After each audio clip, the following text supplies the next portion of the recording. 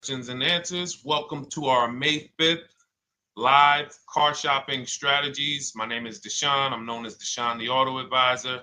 And over the next 60 to 90 minutes, I'm going to be sharing what we call the cars from home philosophy, the way you can shop, get bids, make your car buying simple, empower yourself, and guarantee that you did not leave any money on the table. We're going to talk about a lot of things you may not be familiar with. We're going to talk about things you have not heard before. We're going to tear back some mindsets that the car business has programmed in us for their profit. And we're going to tear down those mindsets because they're costing us thousands and they're making the greediest dealers in this country thousands of dollars. And we're going to get rid of that. So this show is sponsored by my new digital book. It's called Cars from Home, 7 Steps to Saving Time, Money, and Avoiding Dealerships. So I wrote that book to give you everything I know, everything I learned at Mercedes-Benz, at General Motors, running my own brokerage, and the hundreds of people, thousands now, that we've helped since 2021 to empower themselves in their car purchases. So part of my welcome offer to you is it's normally $97. You can get it for $24. That's my welcome offer for 30 minutes, anytime during the broadcast. As we go, you can get yours in my TikTok bio, in my Instagram bio, the YouTube comments, and the Facebook comments. It's a 75% off discount as part of my welcome offer for those of you who take action. And you'll have everything we teach here for the rest of your life. And you'll be able to move the same way you're going to hear me move and the way a lot of people I'm going to show you guys are moving. So no questions off limits. Feel free to start typing your questions. We are live on Instagram, TikTok. Hang on. I got Instagram up here. My man Dolan is moderating, so we're going to try to pull in every single one of your questions. Again, this is our May 5th live. We are live. It is Monday, so let's get to the questions. Okay, we got some coming in already on TikTok, Dolan. I see it is what it is. I'm just going to pull that one. I need to do one on shady mechanic shops. You should. If that's your area of expertise, the public needs to know from someone who's an insider what is going on in mechanic shops. I'm sure they get a lot of value. If you guys want, it is what it is to launch a channel teaching people how to avoid shady mechanic sites, type ones in the chat so he can know that he should go ahead and do that. Or she. I can't see if you're a man or woman. But let's get some questions going. Yasoy Tommy, I see you on TikTok. Interested in leasing, but I know I will go over the mileage. I drive a lot. Well, here's what you do. Give you an example. I'm leasing right now. I've never needed more than a 15,000 mile per year lease. So all of my leases have been 12,000 miles. I've never needed more than a 15,000 mile per year lease. Now, sometimes, that was because my family worked a little further from where we lived. We got a 15,000 mile per year lease, but most of the time I'm getting 12 because that's what I need. That's what I use. Now I'm paying $499 a month for this $55,000 Infinity truck. I got a 1% lease on it. I got my bids, the way we teach at Cars from Home. We're big on multiple offers. That's the only way you're going to save the big money and guarantee you got all the money is to get multiple bids. We teach you how to do that. You can do it by phone too. If you want to try to do it by phone, God bless you. We do it through email. We do it through emails and templates, and that's what we do. But I'm paying $499 a month for 12,000 miles. Now, let's just say I needed 15,000 miles. I would have bumped that lease up, and instead of $499, I'd be paying probably $30 more. So call it $530. Now, let's say I'm a high mileage driver at 20,000 miles. That instead of $530, I would probably be paying $620. And there I got my 20,000 miles per year. So the key is, and this is what you'll hear, people will blame the leases for not understanding that they choose the mileage. The mileage is not selected for you unless you go into a dealer and say, hey, work me up a lease. And then they're going to choose the mileage, probably give you 10,000 miles per year, and then try to close you on that. But that's not the way we shop. We're going to shop and we're going to adjust our miles based on what we need. So if I needed 20,000 miles per year, I would probably be paying $620 instead of $499. If I needed 25,000 miles per year, I would probably be paying $680. So I'm just paying, we get what we need and we enjoy our leases. because when we buy these cars and we drive ridiculous miles, we depreciate our cars, we destroy the value, and then we still have a loan on it in a lot of cases for a vehicle that we have destroyed the value in because we put 60,000 miles on it in 3 years. So our loan is moving very slow, but our vehicle's value is dropping through the ground very fast, which is typically how we end up with $15,000, $20,000, $25,000 in negative equity. I used to see it all the time in dealerships, especially when I was in when Uber took off. When Uber took off, year later, 2 years later, 3 years later, we had tons of people coming in with Hondas, coming in with various cars that had 200,000 miles on them, but they still had 3 and 4 year loans left. And, that's just a recipe for disaster. That's a recipe for disaster. So you should not be leasing, though, if you keep your cars 8 years. Some of you familiar with the 8-year rule, you understand. Everyone should not be leasing. I want to make that clear. Some people say, Deshone, you believe everyone should be leasing? No, I don't. If you are not keeping your cars 8 years, then you should be shopping for below market leases. Don't forget those 2 words, below market leases. Because if you're paying what everyone else is paying for their leases, it's not going to make sense. Some of these strategies are not going to make sense. You need to be getting below market leases. And the way we do that is to comparison shop, get multiple offers from dealers, have them compete for our business, and then we get these leases that no one else can get. Great question. So what if I go over 20,000 miles? What do you recommend doing? You choose your mileage wisely. In my book, I have a section called Choosing Your Mileage Wisely. The whole key with leasing is to scope out the mileage you're going to use, and that's what you shop for. If you know you're going to do 25,000 miles that year, you would do 25,000 miles on your lease. But you don't shop this way. We always shop with 12. A problem with leasing is once again, you go into the dealership, you say, work me up a lease. They're going to work you up what they want. They're going to say, hey, put 5,000 down. Who's had that happen? You go and you look for a lease and they tell you how much money you need to put down. Type me if you've had that happen. And again, welcome to everybody. This is our May 5th live. It's Monday, May 5th. Whether you're watching this today or you're watching this later today, because we will be rerunning this for those who couldn't make the show. Tell your friend they can catch it on our channels. But this is our live show. We're live every single Monday through Thursday at 12 noon. So you'll see people who will go and get blessed transition. You've had this happen. This is what you go in. They work you up a lease. Here, you need 3,000 down. Yeah, you need 3,000 plus your taxes and fees. What do you want to do? So that's them customizing our leases. We never want to do this. We want to customize our lease and run it like this, a template. All your leases you get with, ready? 12,000 miles per year. First month's payment only due at signing. That's it. 12,000 miles per year. First month's payment only due at signing. That is how you shop all of your lease offers, because this allows you to now use the 1% rule, which I didn't create. A lot of lease savvy people know about the 1% rule, where your MSRP, I'm going to just show an example of an MSRP, the price on the window sticker.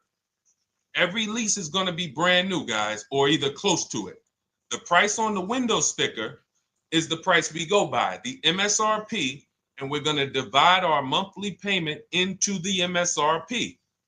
And once we get that, the number, that's going to tell us if we got a 1% lease, if we got a 1.5% lease, if we got a 1.8% lease.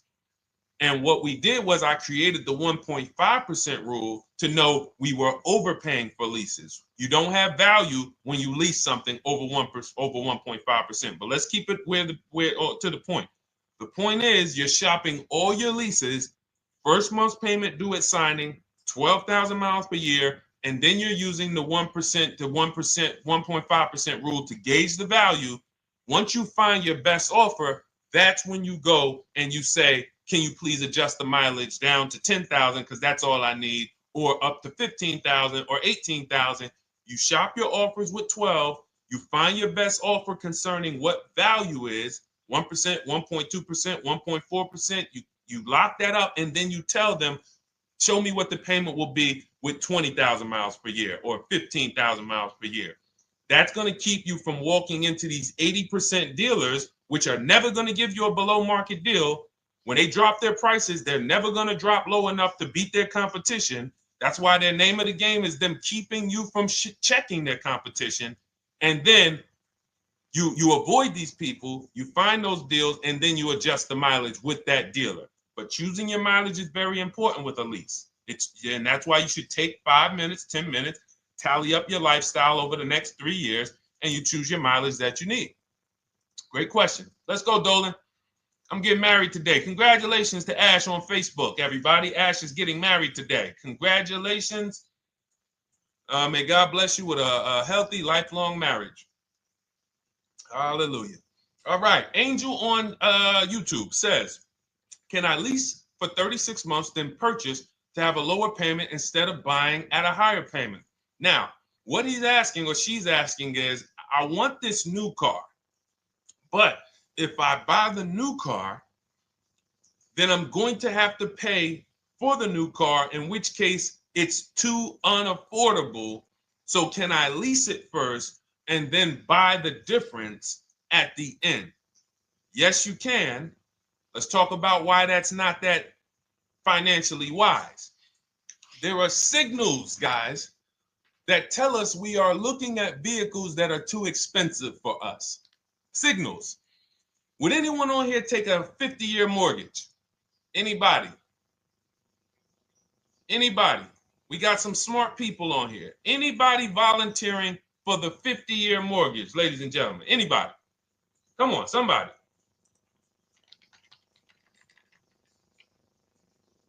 No, why not? Why not? Why is everybody saying no to the 50-year mortgage?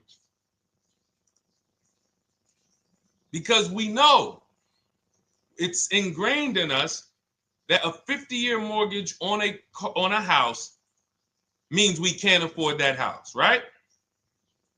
Same thing with cars. There's signals. And so when we cannot finance a brand new car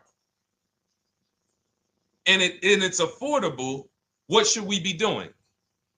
We should be going to get a pre-owned car. That's what we should be doing. So some of you have the luxury where you could afford both a new version of the car you want, and you can afford a pre-owned version, of course. So you might say, Deshone, I could afford both. I want this car, but I could afford, which one should I get, new or pre-owned? Thank you to the new gifter, Jeffrey Jones. Welcome. The Black King. Thank you so much. Gifter badges. Appreciate everyone who supports this broadcast. Thank you so much. You helped me to keep this information going. So what you're saying is, I could afford both. Which one should I get? In that case, it's a matter of your values. Do you want a brand new car? You want to treat yourself? You only get it every 10 years. So it's like, hey, I only get a new car every 10 years. I'm going to treat myself to a brand new one. Curtis Thomas, thank you for sharing. Or you might say, you know what? I want to go to value play. Even though I could afford a new one, I want to knock 20, 30, 40% off the price, and I want to get me a pre-owned version. So that's the people who could afford both. Some of you, you're like Angel, who like, I want this car, but I can't afford it new. In which case you go pre-owned, because you don't want to lease a car 3 years, even if you get a below market lease deal, great lease payment, turn around and buy the difference, because you're typically going to need a 5 or 6 year loan for the difference. Once you get that 5 or 6 year loan, you add that to your 3 years that you leased the car, and you got 8 to 9 years of payments on the exact same car. 8 to 9 years of payments on the same car. This does not make financial sense to pay that long on a car. This is, you can't reach the reward stage where the car is paid off and you're putting money to the side for maintenance and repairs. You know, you got a paid off car, because the goal with purchasing is to get to that long-term ownership where the car is paid off. I don't owe anything on it. You know, I got a couple $100 I put to the side for maintenance and upkeep, but that's all. That car is paid off. I can keep that thing for 15 years. I can pass it down to my son, my daughter. We got an extra car in the family. That is the value of purchasing. So if you have a payment for 8 years on a car, you don't get to that stage. So that's why before I would ever recommend someone lease and then purchase the balance, I would recommend someone purchase a quality pre-owned car and get it at a below market price. Okay, does that make sense? Okay, everything that we're talking about, guys, is in my new digital book. It's called Cars from Home, 7 Steps to Saving Time, Money, and Avoiding Dealerships. Has everything we teach, because the name of the game is learning how to structure your deals. When should I lease? When should I purchase? And then once you have your structure, getting bids on everything to make sure you don't leave any money on the table. When you get bids on everything, you're never going to lose any money on your trade-in, because you didn't just get one offer on your trade-in, you got bids. You're never going to overpay for your interest rate, because you didn't get one offer on your loan, you got bids. You're never going to overpay for the new car or the used car you're buying, because you didn't get one offer on it, you got bids. And that empowers you to control the transaction. That is what we teach. That's in my new digital book, step by step. You can get your copy for 75% off, normally $97, but it's part of our welcome offer for 30 minutes. You got it in my TikTok bio, Instagram bio, YouTube comments, or the Facebook comments for $24. Okay, enjoy it, use it. All right, let's keep it going. I need to buy a car. I want to know how to buy the advertised new the new SUV vehicle for under $10,000 or even under $20,000. I don't really understand the question. Let me read it again. I need to buy a car, and I want to know how to buy the advertised new vehicle for under $10,000 or even under $20,000. Are you saying that's the discount you're looking for, or are you saying that is my budget? Please let me know. I don't quite understand. Go ahead to the next one, Dolan.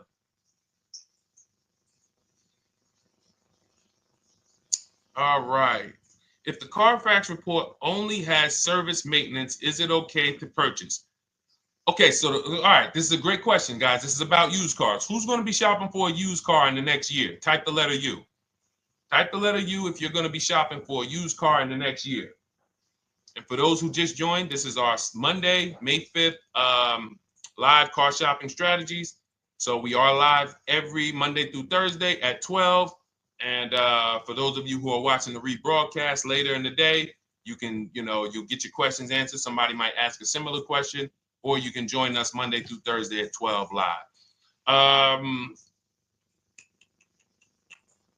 Yes, so we got a lot of people who are going to be shopping for a used car. We got Buffy on Instagram, Fran Bar. Who else? A lot of people not buying? Okay. Instagram, the only people buying used cars? Okay, well, let's talk to you guys. Listen, so here's when you're looking at a used car, what you're focused on is first the service record. First the title history. What is the title history? That means, is it a salvage car?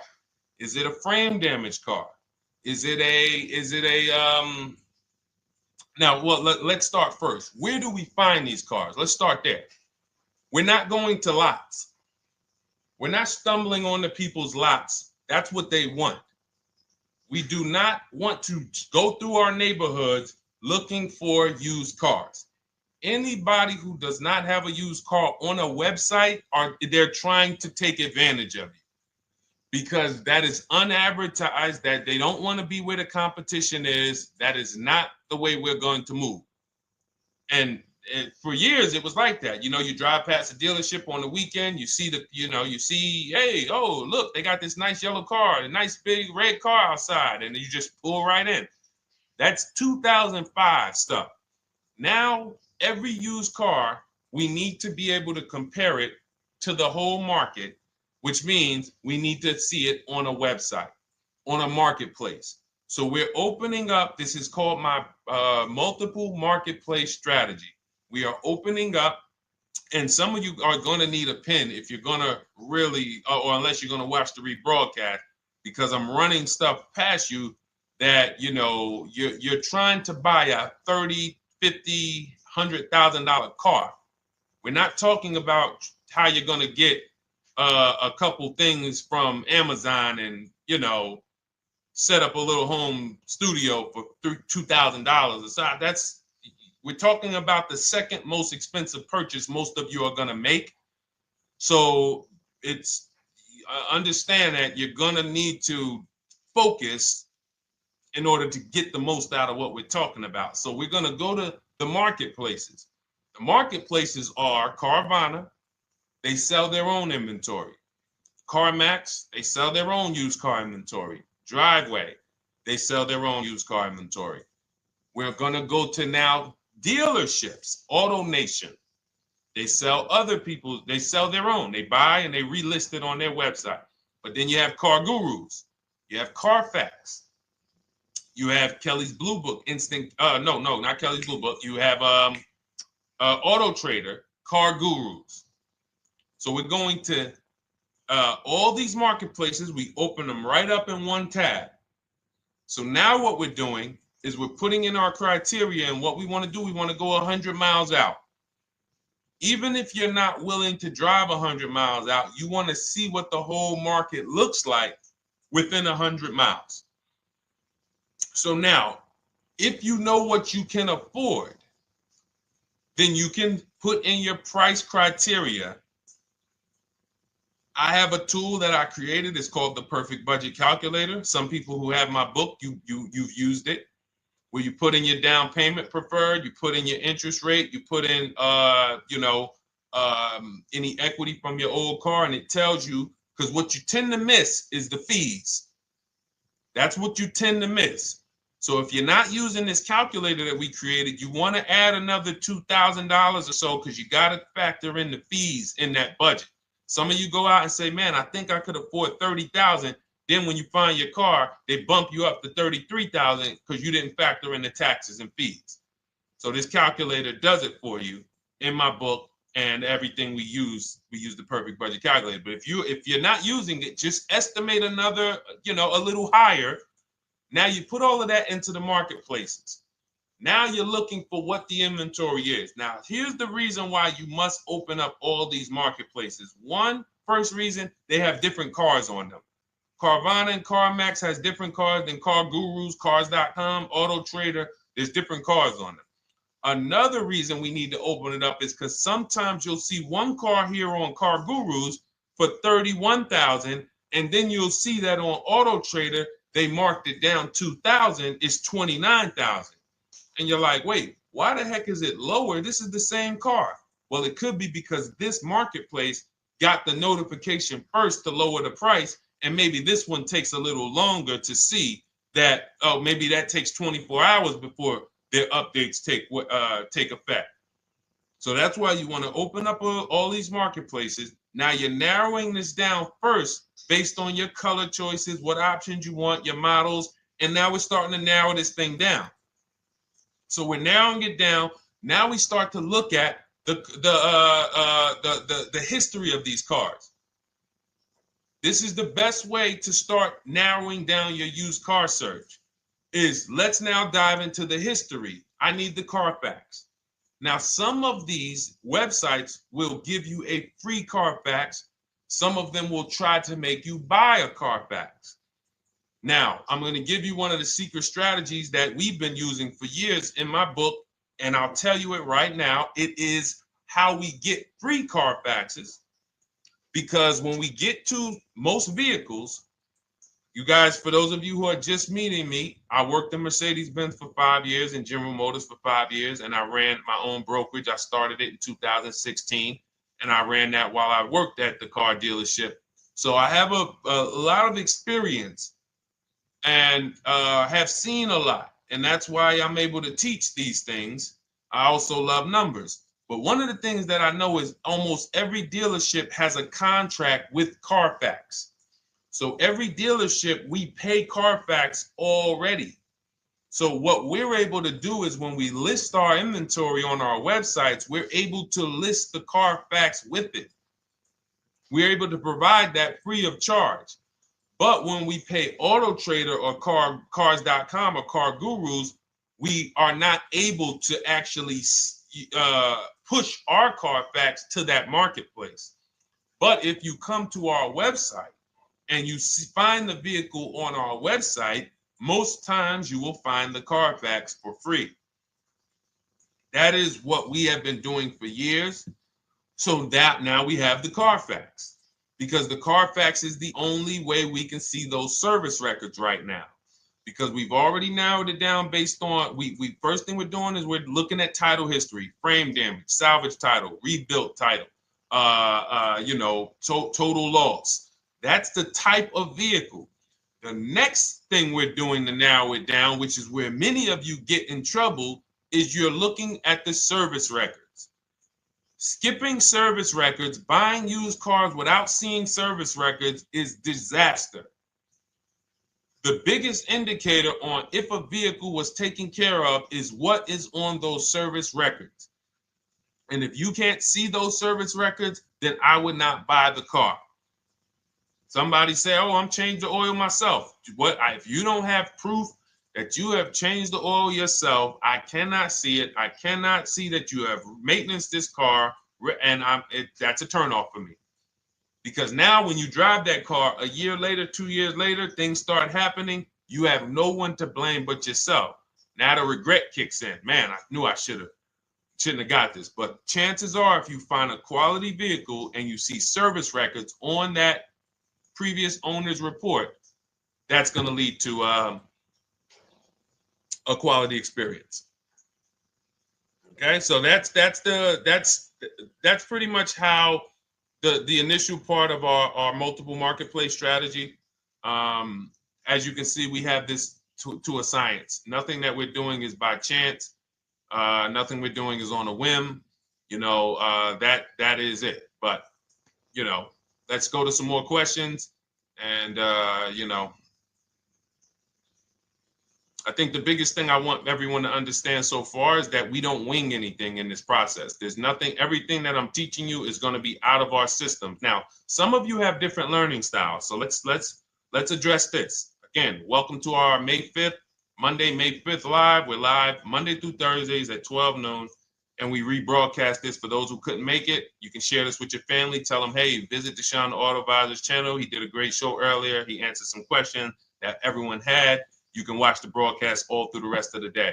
Now, but we're live every week, but we're live right now. So now the biggest, some of your learning style is different. What we teach is we have the ultimate do-it-yourself guide. This book is rated 5 stars. Thank you to everyone who's rated it on Goodreads. Just pull it up right here. For those of you who are actually on Instagram or YouTube, TikTok, you won't be able to see this right now. But the book is rated 5 stars. We appreciate you. And this is the ultimate do-it-yourself guide, whether you're new cars, used cars, leases, bad credit, how to make banks bid for your financing, high mileage driving. It's all in there, step by step. And it's a digital book, so you don't have to wait for it. As soon as you get and hopefully you get there before the 30 minutes, so you get your copy for the $24 instead of the $97. That's our welcome offer. But that's your do-it-yourself guide. Some of you, you're a do-it-with-you person, and that's Shop with Deshone. You like videos instead of reading. You want coaching. You want support. You want a community. We have 1,600 people in our Facebook group. That's our Shop with Deshone. We've had 2,200, almost 2,300 people come before you. When you see me share people like Zafrina and like Melissa and Sheree, Ken, all of these people who are, they're showing their car deals that they got. Look, took me about 30 days. He went through, past Friday, locked down 2 vehicles, 2 Yukon 2025. Said he dropped sold the BMW. They dropped the price down to 70 grand. So they took off like 5,200 for him. These are all people who are in the Shop with Deshone. Their learning style is they prefer videos. They prefer, coaching with me. But again, it's the same information. So I want to be clear. It's just your learning style. So if you are like Deshone, give me the blueprint and I will run this thing. That you're going to be like the people who send, like Marie. Marie just wanted to let you know she got our book. Using the book, I saved over $13,000 off MSRP. Now, here's where the feelings get hurt. And this is not my intention. But some of you have these same vehicles that you're going to see me sharing that our people get. And when you see what they paid for them and what they're getting off of them, you're going to see, wow, I did not get that. I did not get that type of discount. So all of you who have this 2025 GLC coupe fully loaded, she said they took $13,000 off MSRP. She got her bids from home, got my payment to be hundreds lower per month, maintenance included, no money down. We are masters at no money down deals. You should not be putting money into these cars unless you intend to keep them for 10 years and you got a great price already. You got a huge discount already. You should not be putting money into these cars. I have never done more than $1,500 out of my pocket for any lease. And when my car that I bought, I put money down on that because I bought it to keep it. But everything else, we are shopping with no money down. So you're going to see that a lot. So again, depending on your learning style, you can head to my bios and to the comment sections, open the Cars from Home Toolkit, Shop with Deshone might be right for you. I don't care how you get the information as long as you are saving the money. I don't care. If you could do it with a $24 book, do it with the book. I would rather you say, man, this guy Deshone helped me. I bought his book. I got it on the sale because he did the welcome offer for $24. And man, I done got 4, 5, 6 cars using this thing. And all I paid was $24. Congratulations. I will celebrate that. I wish that for everyone, but that's not everyone's learning style. So, okay, Dolan, let's keep it going. I'm sure we got a lot more questions coming in. Molly from Facebook, great to see you. Needed to be here. Well, I'm glad. I just ordered a new vehicle last week, expected to arrive in 3 months. I need a breakdown of how to get out if the options they want, get out of the options they want to the MSRP. Well, first of all, what you want to do is you want to get bids now. You do not want to wait. Those of you, she's ordered a car. She's scheduled to be here in 3 months, and she has not locked in her pricing. Now, the reason when we order a car, we are always getting our bids first because the closer your car comes to arrival, the less leverage you have. They know once that car comes in there, she's been waiting for 3 months. She is not going to want to walk away from this car. She is not going to want to do this all over again.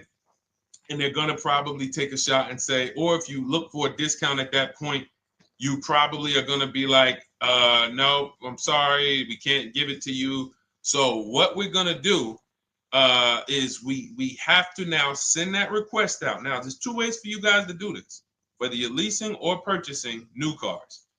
2 ways for you to do this. You can do it your way, which is calling around. Calling around, not going into dealers, calling around, ask for sales managers, try to get yourself at least 5 offers. Because the only way you're going to see how overpriced the offers are is to actually get multiple offers. So I'll give you an example. I'm showing you guys on the screen what a market report looks like.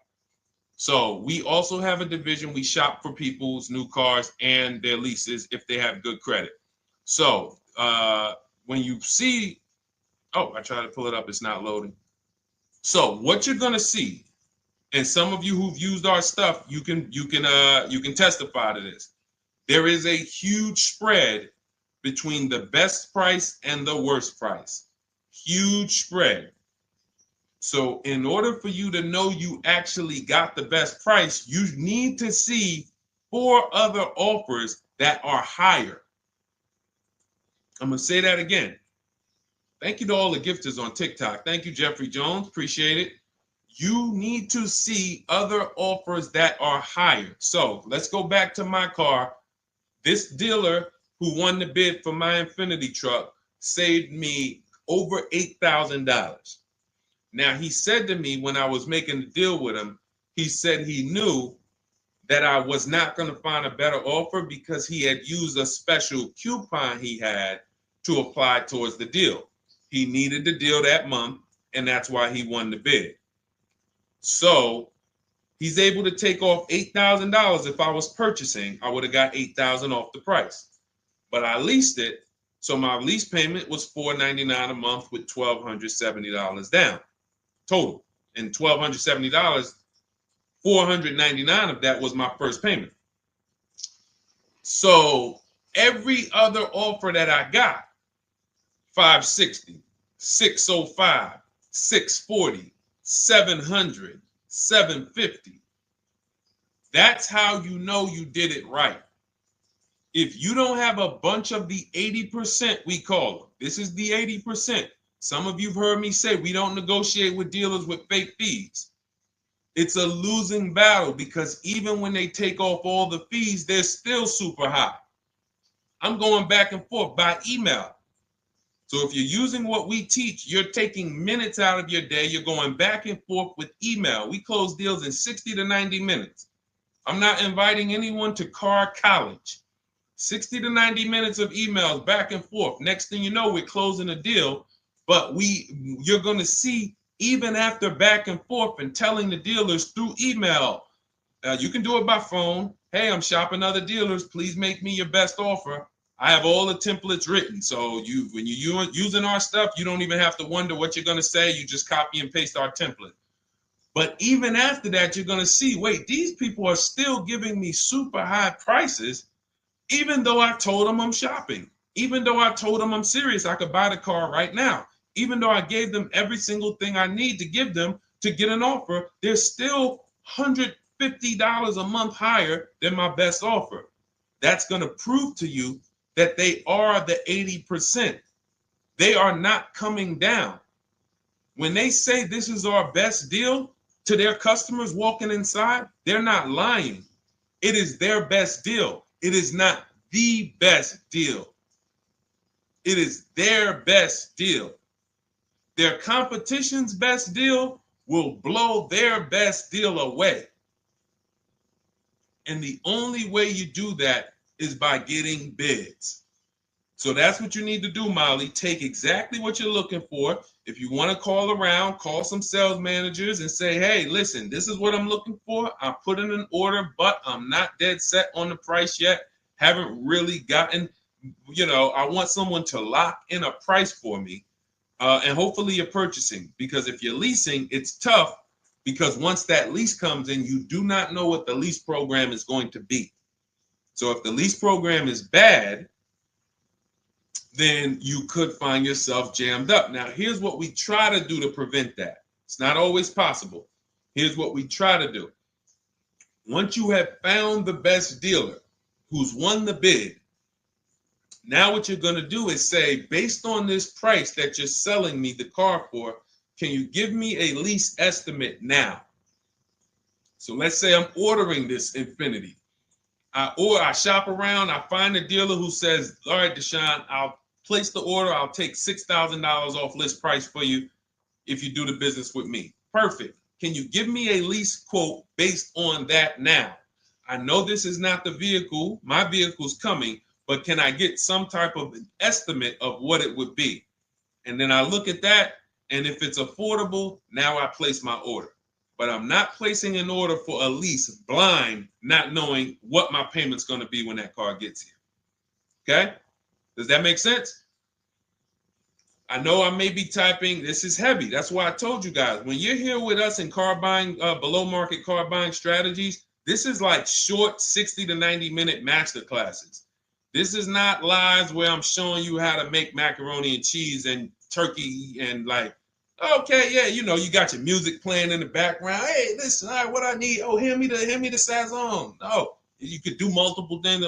This is heavy finance talk for 60 to 90 minutes, and it will change your life. And I just saw my girl, Lisa. Lisa, good to see you. Lisa's been, she's been learning from us and rocking with Cars from Home. Let me see. I'm glad you clarified, even if no money down on the lease, you still really have to give them the first month's amount. Yes, I don't know what I'm going to do yet, buy or lease. No matter, I'm learning lots and sharing with my peeps. Thank you, Lisa. Thank you. Now, technically, you don't have to give them the first month's payment either. What I do is our templates all involve shopping, first month payment due at signing. But if I wanted to, so let's say, for example, on this $499 a month lease I got on the Infiniti, and I'll actually will add this because I'm glad you said that. The lease that's your first month's payment, so it's not considered money down. It's considered your first month's payment because you're leasing, you're paying 36 months or 39 months. We don't do 4-year leases. We don't even do 3.5-year leases in most cases. We're not doing it. It's 36 months, 39 months. And if they have a really, really good program for 2 years, they will tell us about it. But we shop for 36 months. But you can tell that if I wanted to tell them, you know what, I want to do a straight sign and drive, I don't even want to give you the $499 for the first payment, which means you're asking them to pay the first payment, then it would have just been $500 going back into the cap cost, which would raise the payment probably with interest and taxes, maybe 15, 17 bucks, something like that. So if I truly wanted to bring nothing to the table, I can just have them to, cap the first month's payment. You can do that. You can do that. So you can ask any questions. I know you're in our Facebook group, and so you let us know. But the 8-year rule is your basis for leasing versus buying. The 8-year rule, when you guys open up my book, you'll hear me talk about this. I'm going to make a whole lot more videos about the 8-year rule because it is the parameters for how to know whether to lease or buy. It takes into account how drastic cars depreciate. They lose value like crazy.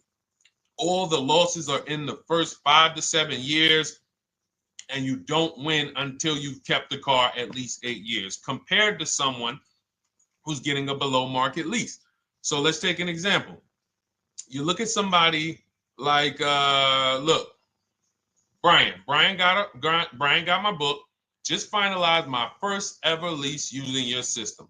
2025 HRV Sport all-wheel drive, $30,000, $505 MSRP. So this is a $31,000 vehicle almost, and he got it for $395 a month, which is a 1.2% lease, no money down. Now, his initial quote from this dealer was $434. This is the winning dealer. But in my book and in our systems, we have a counter offer calculator where we put all the offers we get into the calculator, and then it calculates the best offer and it tells us what to counter. So his initial quote was $434. He countered with the calculator and ended up closing his deal at $395. So these are the people that, for all of you who you're like, wow, are there any cars out there with a $300 payment anymore? Well, if you're buying a car, you are buying it at a $300 payment. You could only spend, who knows, every $5,000 on a vehicle is about how much per month. Every $5,000, when you're looking at a car, every $5,000 on a 5-year loan, which is what you should be defaulting to, is about how much per month. Thank you, Nikki. Nikki got a #1 gifter badge. And I don't really know what all of that stuff means, but I definitely appreciate it. The Black King, thank you so much. I just know it means you guys support the show. So I appreciate it. So who knows? Every Nucci Graham is and I wanna Nucci Graham will address you next, because as soon as you get your book, on the thank you page it says, "Thank you for your purchase. Click below to open your book." So we'll address that shortly. But okay, thank you, Lisa. Yes, every $5,000, and Nikki, $100. So this keeps you in the safe zone. When you are looking for how much loan I'm going to take, you are looking and saying, every $5,000 is going to cost me roughly $100 per month. So if I want to spend $400, then my loan needs to be about $20,000, which means I'm looking at this car. If I'm going to buy it for $23,000 plus fees, and I want to be at $400, I'm going to have to come up with some more money down, because I need to get my payment here. I need a $20,000 loan. I'm not going to go in looking at a $20,000 car and thinking, man, can they get me to $250 a month on this? No money down, because the math doesn't make sense. Because the only way they can get you to that is to put you in a 7 or 8 or 9 year loan, which is a horrible deal. And they've done it to a lot of people, because you go in and you just say, get me to this monthly payment. And they're like, well, you didn't say how long. You come in later, hey, man, my loan is, I remember, man, a guy called me, and this is, unfortunately, people are not trained to look at how long their loan is. Early in my career, I think I was still with General Motors, and a guy came in and he had some vehicle, And he was like, you know, D, could you look at this, man, and tell me, because I don't, you know, I'm trying to get out this thing, man. They telling me I can't get out of it now. That's a recipe. You bury yourself when you make these types of moves. They're saying I can't get out. I looked at his contract. It was a 96-month loan. 96-month loan.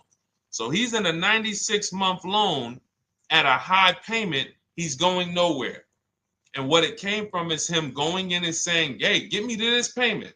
My payment's affordable, but how long is the payment? That determines what you're paying for the car. So when we say, yo, are there $300 payments out there? I'm showing you. Leasing, there's cars you can drive 30,000 miles, $30,000 cars, beautiful vehicles, payments in the threes when you're shopping and getting bids, and you're finding vehicles with great lease deals. At the same time, on a pre-owned car, that's only going to get you under 20 grand, between 15 and 20 grand. So it's about getting the most for your money. And getting the most for your money, you must take into account the 8-year rule.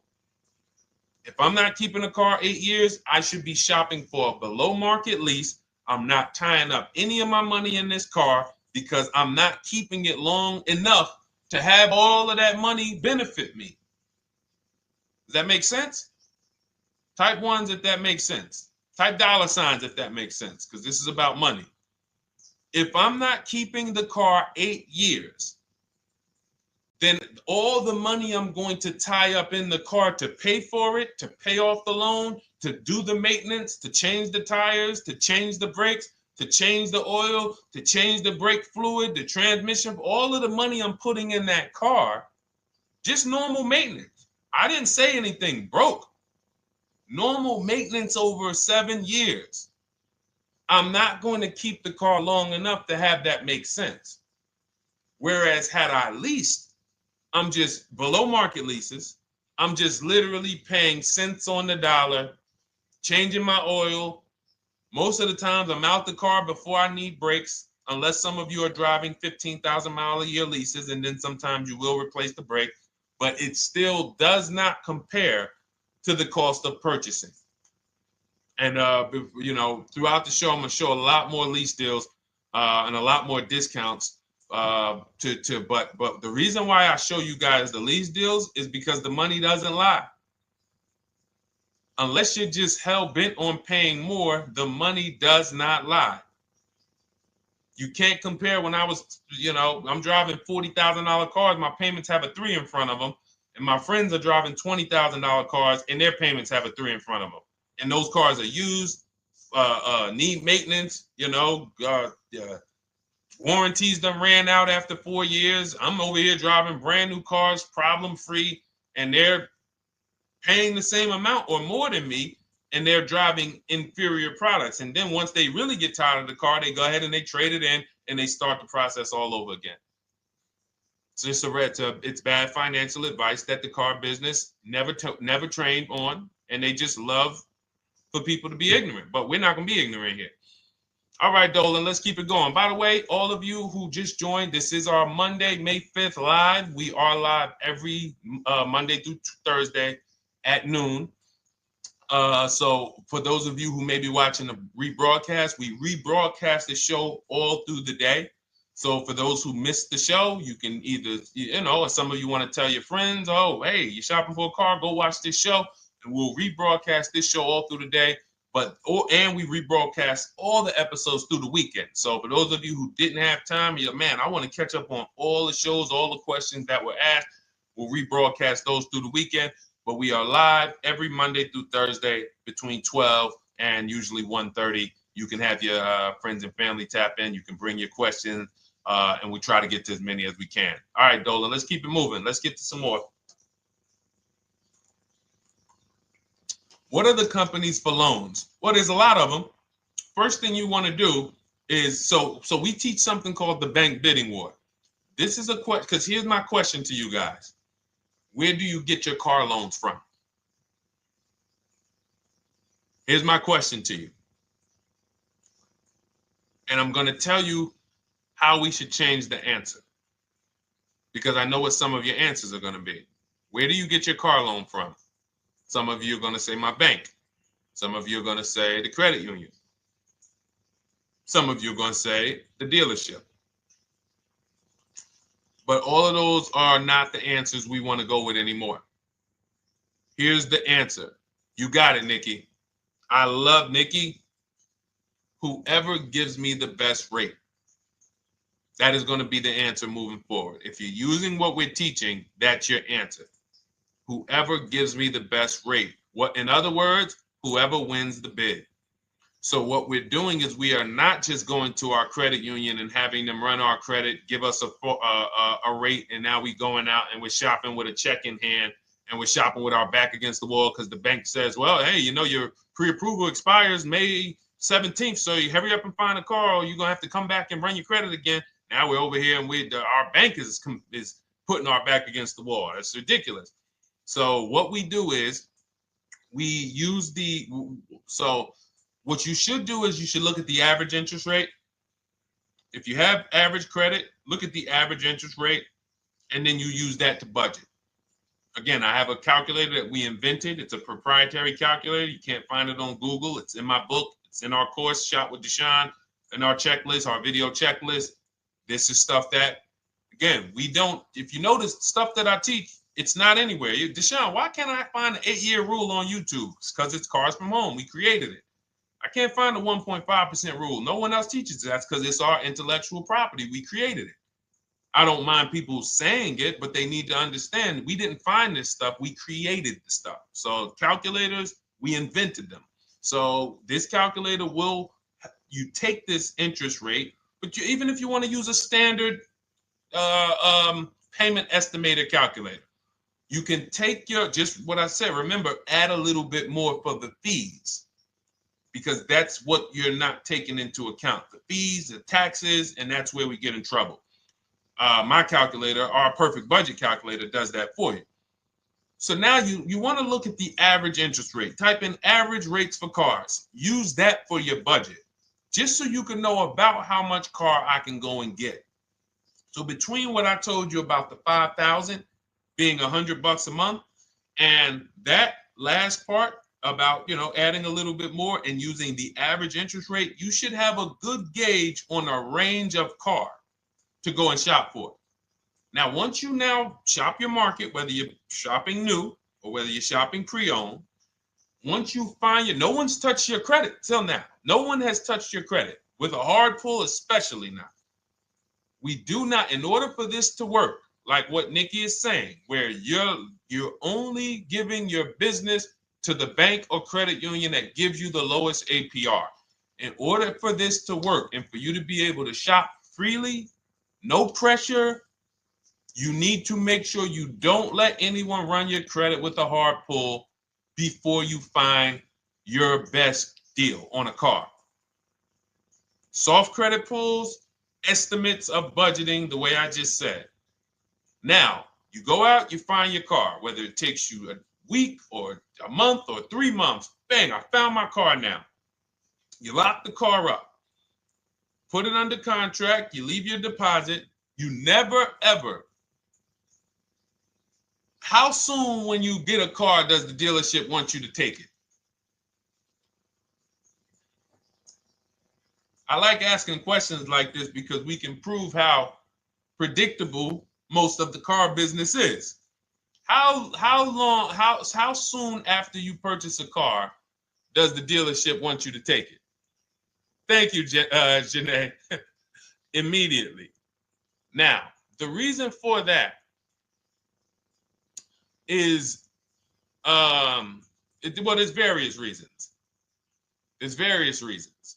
Right then and there, Molly, yes. But what I want you guys to focus on is what you lose by taking it right then and there. You lose the ability to shop the interest rates.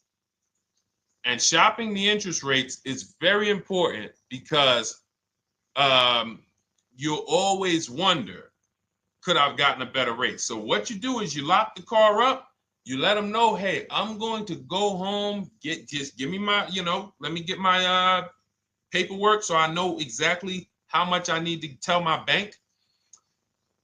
And here's the key, if you guys can beat what my bank or credit union gets says, then I'll give you the loan. See, some people think that I teach don't let the dealerships compete. I never teach that. What I teach is don't let the dealerships be your first offer ever. They are always your last offer, and they're competing against other offers that you got.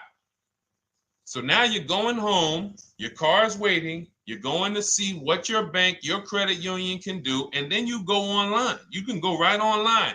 Auto loans online, auto financing online. Let all of these banks and credit unions access your credit now with the hard pull, because there is an article that Experian did, and you can find it on almost any credit bureau, wrote an article on rate shopping. They allow you to have multiple lenders compete for your business within a small period of time. They say the window is 14 to 45 days. So if the window is 14 to 45 days, how quick do y'all think I want you to do it? If the window says, because that's a big window, as long as you shop within that window, at the end, those multiple inquiries will have the same weight on your score as one inquiry, because it looks as if you were shopping and you were doing your due diligence. Thank you, Greg, Sheila, with these gifter badges. I don't know. It's like a nice. I appreciate it, Glendale. Thank you. So with these, when these banks are competing, what you're trying to do is say, everyone here on my end, we call this the bank bidding war. This is round two. Round two is you are bringing your car home. I'm sorry, you are at home. You're going online. You're calling your bank. You're calling your credit union. If you have one, you're going online. This will take you literally one day, not even. This maybe take you an hour. Because if they say that the window to shop is between 14 and 45 days, I want you to do it in 24 hours. We want all the competition in 24 hours. Because that guarantees we are way within the window. They're going to look and see, wow, this person bought a car. They had multiple lenders competing in a small period of time. They're not out here just letting people run their credit over, every week. Some new banks running their credit. So now you call the dealership afterwards. You say, hey, the best offer I got was from such and such credit union or such and such bank. If you guys can beat it, I'll give you the business. You allow the dealer to now shop you to their banks. In which case, they're going to call you and say, hey, good news, we got you a better rate. Or, hey, good news, we couldn't beat the rate, but we can match it. In which case, they save you the time, they save you the paperwork. Or they're going to say, hey, listen, that's a great rate you got. We can't beat that. None of my banks can beat it. And in which case, we guarantee all around we got the best rate, which is the goal we're looking for. As Nikki said, I'm only giving my business to who gave me the best rate. That is the bank bidding war. So when you get your digital book, Cars from Home, you'll get that in writing. We also have it in our Shop with Deshone video checklist for those of you who are more do-it-with-me types. Again, we're all about your learning style. And some of you just like, Deshone, I see you. Can you shop for us? What are these? I'm seeing a lot of you guys shop for people, new cars, new cars, leases only. And you have to have good credit. Your FICO scores need to be over 670, all of them. But if you don't, again, same result. We've been helping people get these results since 2021. And again, I am all about speed. These are short videos. The book is boom, action steps, action, action, action, action. I'm not trying to teach you everything about cars. I'm trying to walk you through a path, a 7-step path to get to the result you want all the time. Okay, I'm not taking you to car college. You're not going into the car business. You just need to know how to get the best deal. And that's what it's about, step by step. Okay, but for those of you who are just coming on, this whole show is sponsored by my new digital book. It's called Cars from Home, 7 Steps to Saving Time, Money, and Avoiding Dealerships. It's a digital book. Everything we teach about new cars, used cars, leases, below market financing, high mileage driving tips, bad credit tips for those of you who have your credit is not going to qualify you for everything else we're talking about. You need specific strategy. We have that specifically for people with bad credit inside my book and inside Shop with Deshone. So that's why I never believe in one size fits all car buying advice, because all of you are in different situations. So how does somebody look saying, you all should do this? We're all in a different situation. I have a trade-in. He doesn't. He has a lease that's coming due. He doesn't. Oh, he has a lease that's coming due. He has equity in it. We need to help him get that equity out. He has a lease. It has an equity, but it has a third-party restriction. We can't talk to people the same. That's why everything we do is custom and letting you know, no matter what your situation is, it's very common to us. Very, very common. So, all right, let's keep it going. We got some more time, Dolan. Pull them up. More questions. All right, yeah, I see we got a couple more coming in on TikTok. How do I get the book? Well, the book is in my TikTok bio. In my Instagram bio, there's a website there. It's Cars from Home Toolkit.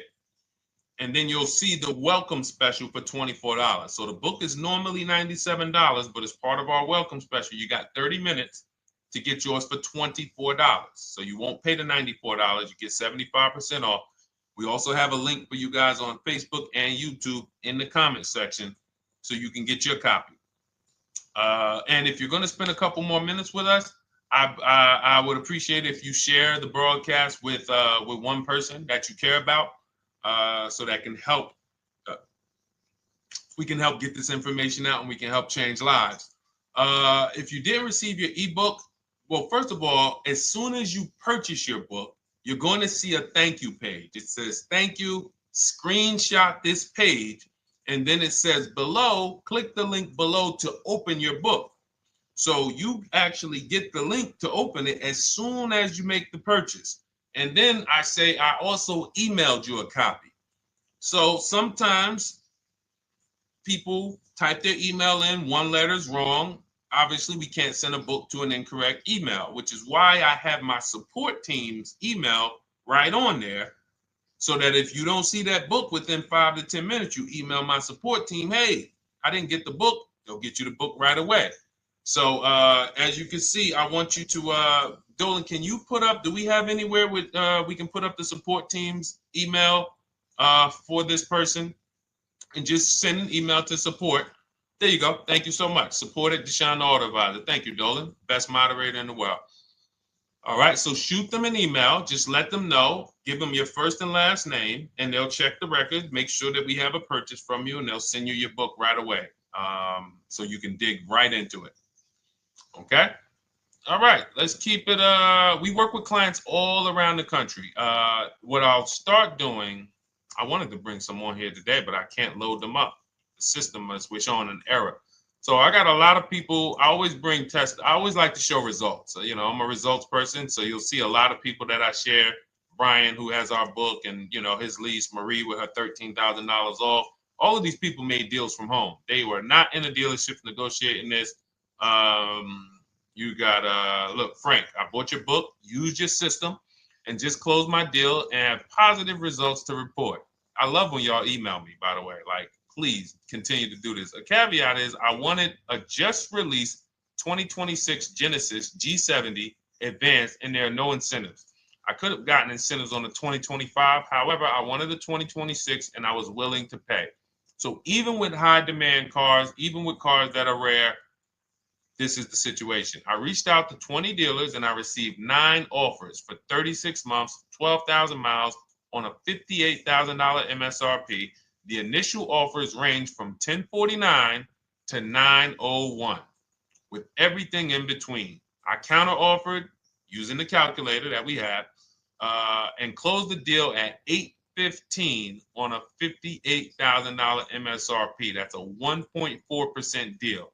Now, mind you, that on a vehicle on a 2026 with no incentives, which means every bit of that was the dealer taking off money for him. He probably had to get at least $5-6 grand off to have that deal come in the 8s, when other dealers were quoting him 9 up to 10 and, you know, mid $1,000 range.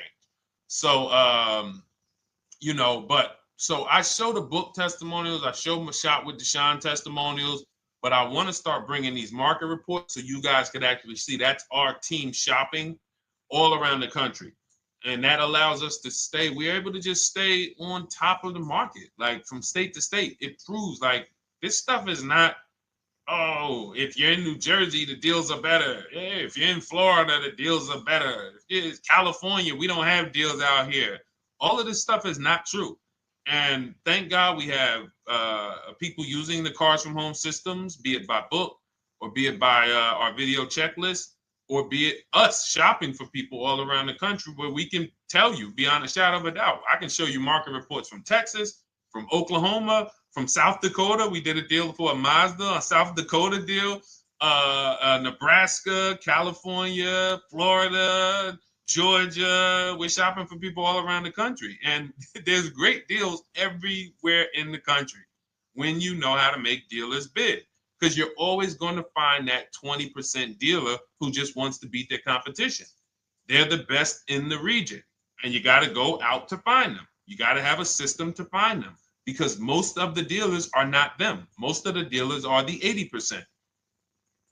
That's just the way it works. It's a numbers game. And the 80% are very expensive. And when you walk into the 80%, they'll go down. You're like, oh man, all right, can you take off? Can you get me down? Like, yeah, man, you're like $150 a month higher than where I could be, my max. And they go back and forth. They're like, man, I could take off $50 a month. Ah, man, that's the best you could do. And then next thing you know, you get down to 100. Yeah, all right, we'll take off $100 a month. And you're like, all right, I guess I'll take that. You don't realize that a 20% dealer, not only were they nowhere near your max budget, they were $100 less than your max. You're talking to the 80%. The 80%, when they come down, they're still here. The 20% are here. So you're over here with an 80% dealer walking into these dealers. 8 out of 10 dealers over here are 80% dealers. So y'all talking them down like this, and y'all thinking we winning. Oh, I talked them down to this. Meanwhile, the 20% dealers are here. 20% dealers will launch a bid. We gotta cut. Oh man, if this thing wasn't broken, tomorrow's show, I'm gonna bring on a lot more market reports. We got dealers who come right out. We getting offers 700, 790, 820. Dealer come right out 650. Boom, blow everybody away. Like, oh, let's go. We got a winner. Looks like we got a winner here. That's it. And then it becomes fun. As you can see, this is fun for us. When you change the way we shop, you shop and you start to you're going to be the prize. You're going to be the prize. So anyway, let's keep it moving.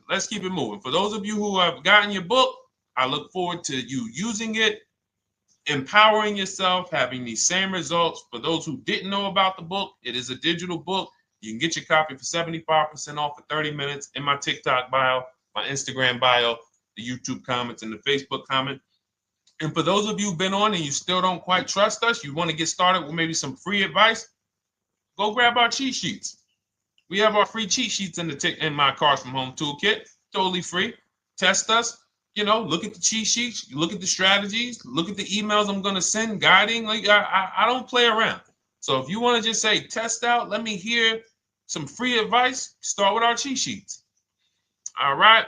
Yes, I'd actually answered that when I read that comment, Dolan, on TikTok about do we work with clients in New Jersey and New York? Well, yes. When it comes to shopping done for you, if you open the Cars from Home toolkit and you're like, Deshone, I just want to relax at home. You guys go shop the market for me.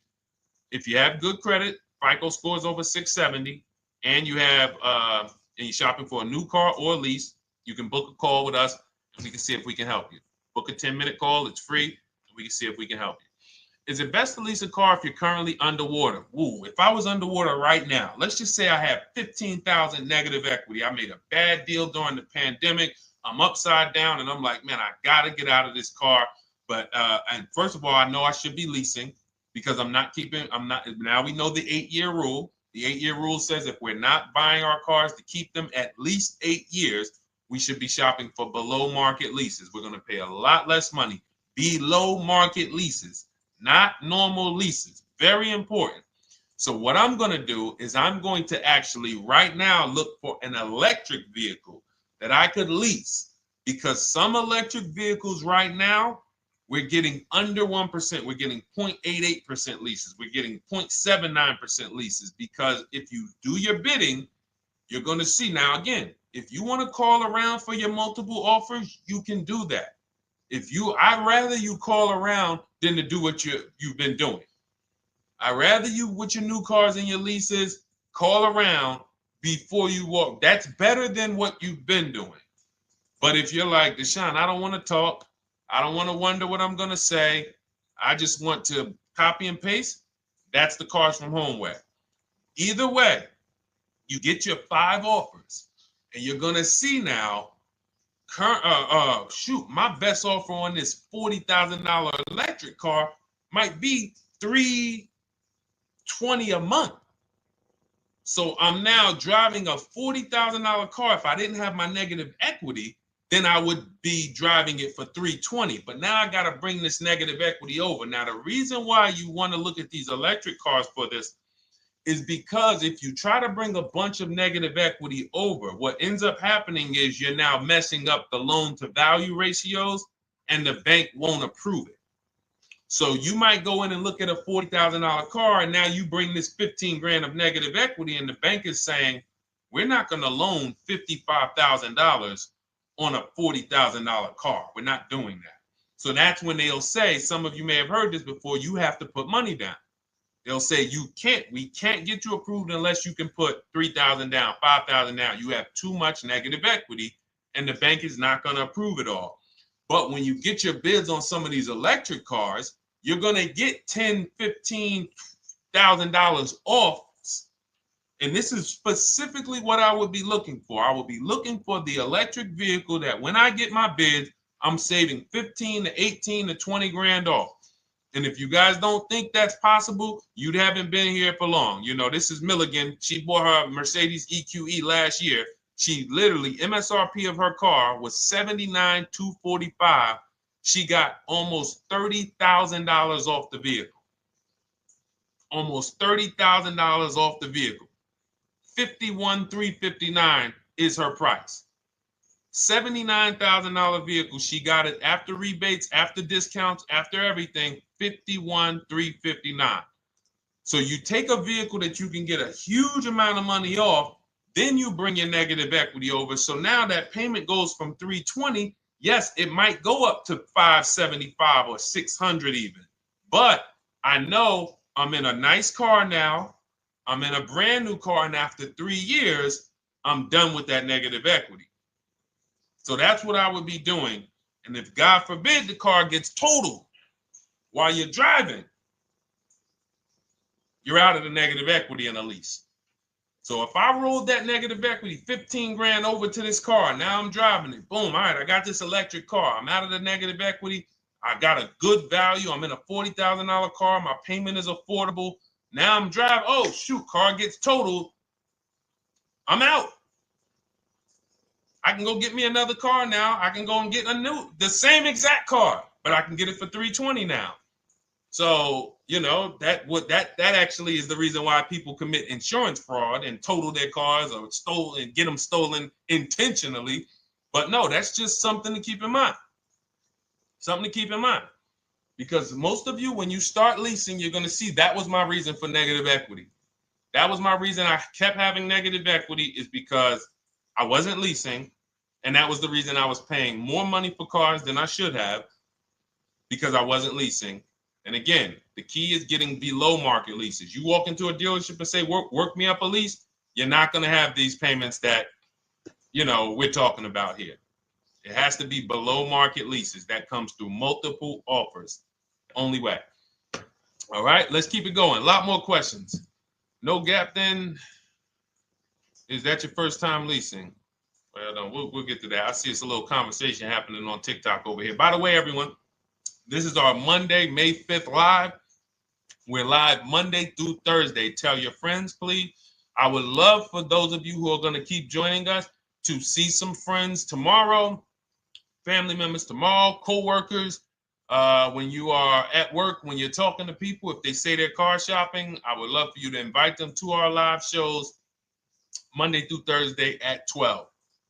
And if they couldn't make the show, we will rebroadcast each episode for the rest of the day. So after today, after we end the show, if you guys want to refresh on some things or you want to whatever, you want to send people, we will rebroadcast this episode for the rest of the day.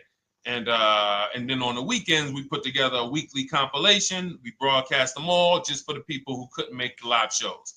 But every Monday through Thursday, we are here. And yes, happy Cinco de Mayo to you too, Nikki, and to everyone who celebrates. All right, what do you think about waiting till December month, mid-month to buy a vehicle? I do not. Dealers need cars to sell before that. It's a myth. All right, we're going to dispel a myth, okay? When have we been taught that the best time to buy a car is?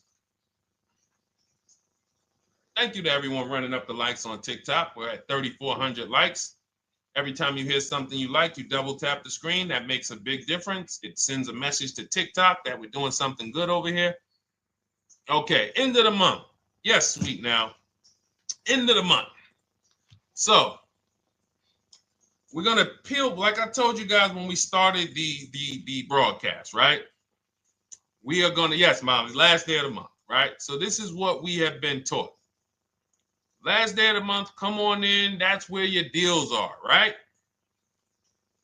Let's look at this logically. As a former car salesperson, the times where where I saw the dealer or myself being the most desperate was the times where we did not have a lot of customers. Sometimes you look up, it's the 10th of the month. They call us into a sales meeting. They say, hey, guys, we got to sell 200 new cars this month. We are only at 40. We are way behind. We are tracking way behind. Call anyone you know who's a real customer. We are entertaining every reasonable offer. Now, you've been taught there's a group of people that we know are coming at the end of the month. There's a group of people that we know that last weekend they're going to rush. But there's no desperation there from us because we know they're coming. So we look and say, I'm much more desperate at various times throughout the month than I will be at the end of the month. Because think about it. Every time you go into the dealership at the end of the month, is it dead or busy? You go into the dealership most of the time at the end of the month, is it dead or busy?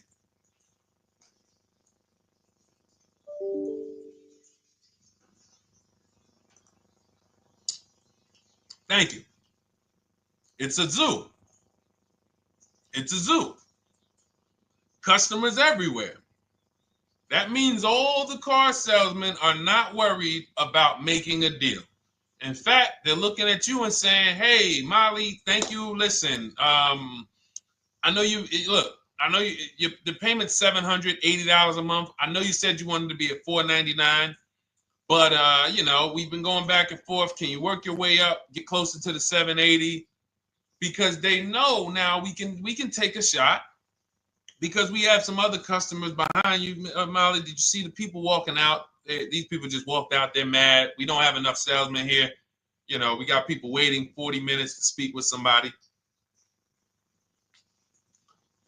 Do you think you're getting the best deal when that's the energy? Yes or no? Let's just be honest here. See, you might forget some of the lessons that we teach if you don't have our books and if you're not in our video checklist and coaching. You might forget some of the lessons, but hopefully you won't forget the stories. So you walk in the dealership at the end of the month, the place is a zoo. It's people everywhere. They're ringing bells. They got the big clown, donuts around. Hey, you want a donut? Do we think there's desperation? Thank you, Sheila. Thank you, Molly. There's no desperation here. And they don't magically wait till the end of every month to hit their numbers. Some dealers hit their numbers at the 25th of the month. Numbers are hit. We still got people coming in end of the month. So What we want to do to answer the question is we want to be positioned. What I like you to do, for those of you who are in an emergency situation, you need a car in a week, in 2 weeks, that's fine. Everything we teach can guide you. We've had people who got their cars in 3 days. Like that's not something that is let's see. This is my second go around, much easier, more relaxing experience. Calculator definitely helps. Turned in my CRV, got a 2022 Marcus, some dealers wouldn't do. Somebody, I wanted to read you somebody who got their car in like 3 days, 5 days. That's normal.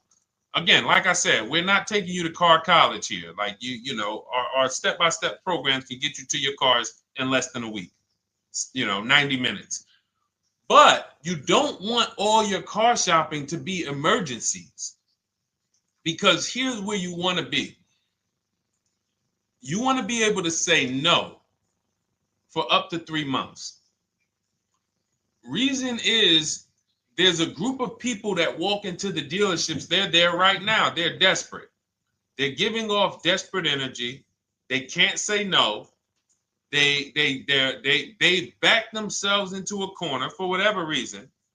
If their leases are up, maybe they don't know you can get an extension. If your lease is up this month, you can call. You can get yourself an extension for 1 month. Some leases will be extended up to 3 months, up to 6 months. Those of you who have cars and you're like, Deshone, I'm shopping for a new car, but I don't need it.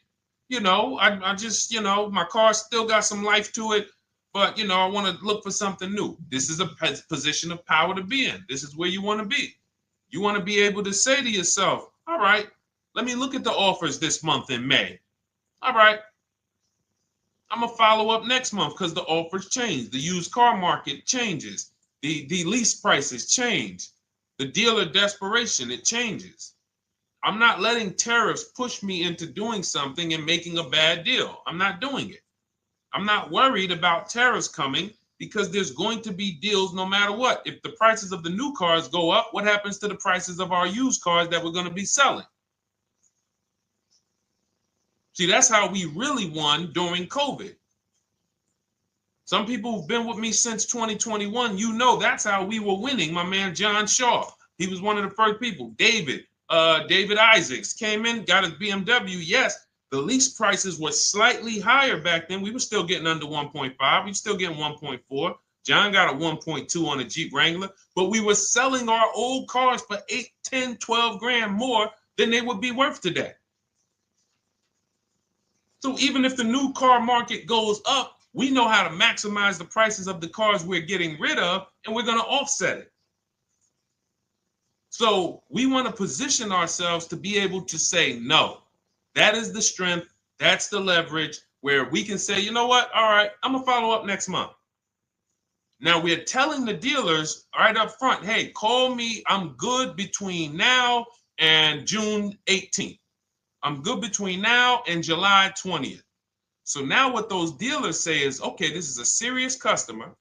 By the way, we have all this in templates. In my book, you fill out the template, you fill in, here's the day you can buy a car. This is your deadline. When we blast it out, these are things you can call dealers and you can tell them, hey, I'm good between now and anytime before the summer. Call me if you get a black one with the red seats and this package in it. If you want to call around, you want to do it that way, you could do that. But what you're letting them know is, call me when you want to make a deal. I can make a deal today. Let me see the numbers today. Great. All right. If sometimes you'll see that a car is a little bit out of the range we want it to be in, you might say, man, I'm looking for it to be around, 505. This thing's coming in about 550.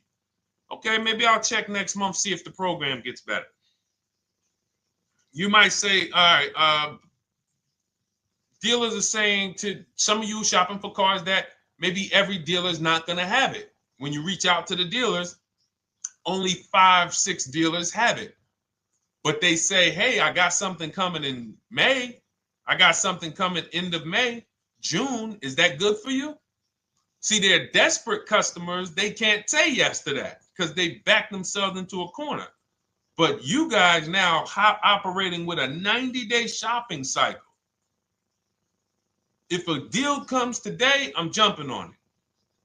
But if you got something coming next month, I'm jumping on that. Call me when you're desperate. Call me when y'all have that meeting. Hey guys, we're way behind.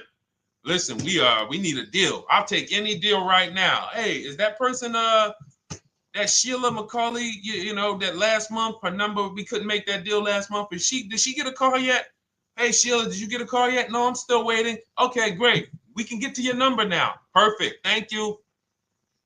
Positioned. So we want you to be positioned when you use what we teach, whether it's the Cars from Home digital book, whether it's the Shop with Deshone. For those of you who are like, Deshone, let's do this together. I want the checklist videos. I want coaching. I want to be able to pop into the Facebook group, ask around. We can't give you that for $24. No author can give you the support. I got tons of books. There to Be a Man, In His Steps, Tony Robbins' book. None of these authors can give me support for the price I paid for their book. That just can't happen. But some of you are like, you know what? This is a big investment. I want to make sure I have access to, you know, systems for life. That's the Shop with Deshone done for you video checklist. And then you got coaching direct with me in our Zoom calls every first and third Wednesday. Twice a month we do. And then we got our private Facebook group with 1,600 people. And then some of them are sharp as me. I'm telling you, let's look at, you know, y'all know I brag about Rosalie. If you like Rosalie, if girl got 4 cars in within a year, you know. Her first car was the Infinity. She got her Infinity truck. And I was sharing her a lot last year when she got her Infinity QX60, but she recently shared that she got 3 vehicles. And hold on, where is she at? I just had her up. So this is the people that's in the group. Like, look, 3 vehicles. Big shout out to Deshone the Auto Advisor for making these incredible deals happen. 3 new leases for my sons with only first month's payment down. She got a Nissan Rogue, almost $37,000 vehicle, $399 a month, no money down. Mazda CX-30 Sport, $28,000 vehicle, $28,300, $339 a month. That's a 1.2% lease.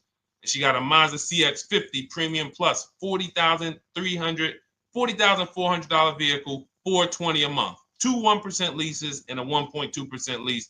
And the cherry on top, she says, I sold 2 leases. Some of you don't even know you could sell a lease. She said, I sold 2 leases. She had equity. Now, not every lease has equity. But if 8 out of 10 leases don't have equity, then 2 out of 10 do. So if you've just been dropping your leases off at the dealership, hey, here's my old lease. Let me get the new one. Hey, here's my old lease. And you have not assessed the equity. Could there be equity in it?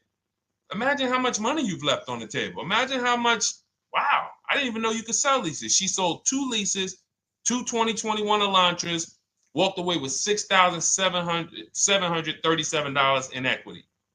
Deshone, I could not have done this without you. Your program is a game changer. So this is what we want. We want empowered car shoppers. We want people who are not intimidated. I don't care what this market does, whether I need a new car, used car, whether I got bad credit, whether I'm a high mileage driver, it does not matter. We have strategies to make sure you are going to win in this market or any market. Does not matter. Okay? So, for those of you who don't know, the whole show was sponsored by my new digital book. It's called Cars from Home, 7 Steps to Saving Time, Money, and Avoiding Dealerships. It's 5-star rated. Thank you to everyone who's rated it, reviewed it. It has everything we teach in a step-by-step format. It's normally $97, but as part of our welcome offer, you can get yours for $24 in my TikTok bio, in my Instagram bio. Click that website. It's the carsfromhometoolkit.com. Or we have a link for you guys in the YouTube comments, in the Facebook comments, and you just click the $24 welcome offer, good for 30 minutes. And for those of you who have different learning styles, or if you just want some free advice, we have some links in there for you as well. Whether you are a do-it-yourself type, whether you are do-it-with-me type Deshone, or whether Deshone, I think I qualify for that done-for-you shopping, where I can relax at home and you guys go do that work. Or like I said, you want the free advice, just start with our cheat sheets and you can go from there.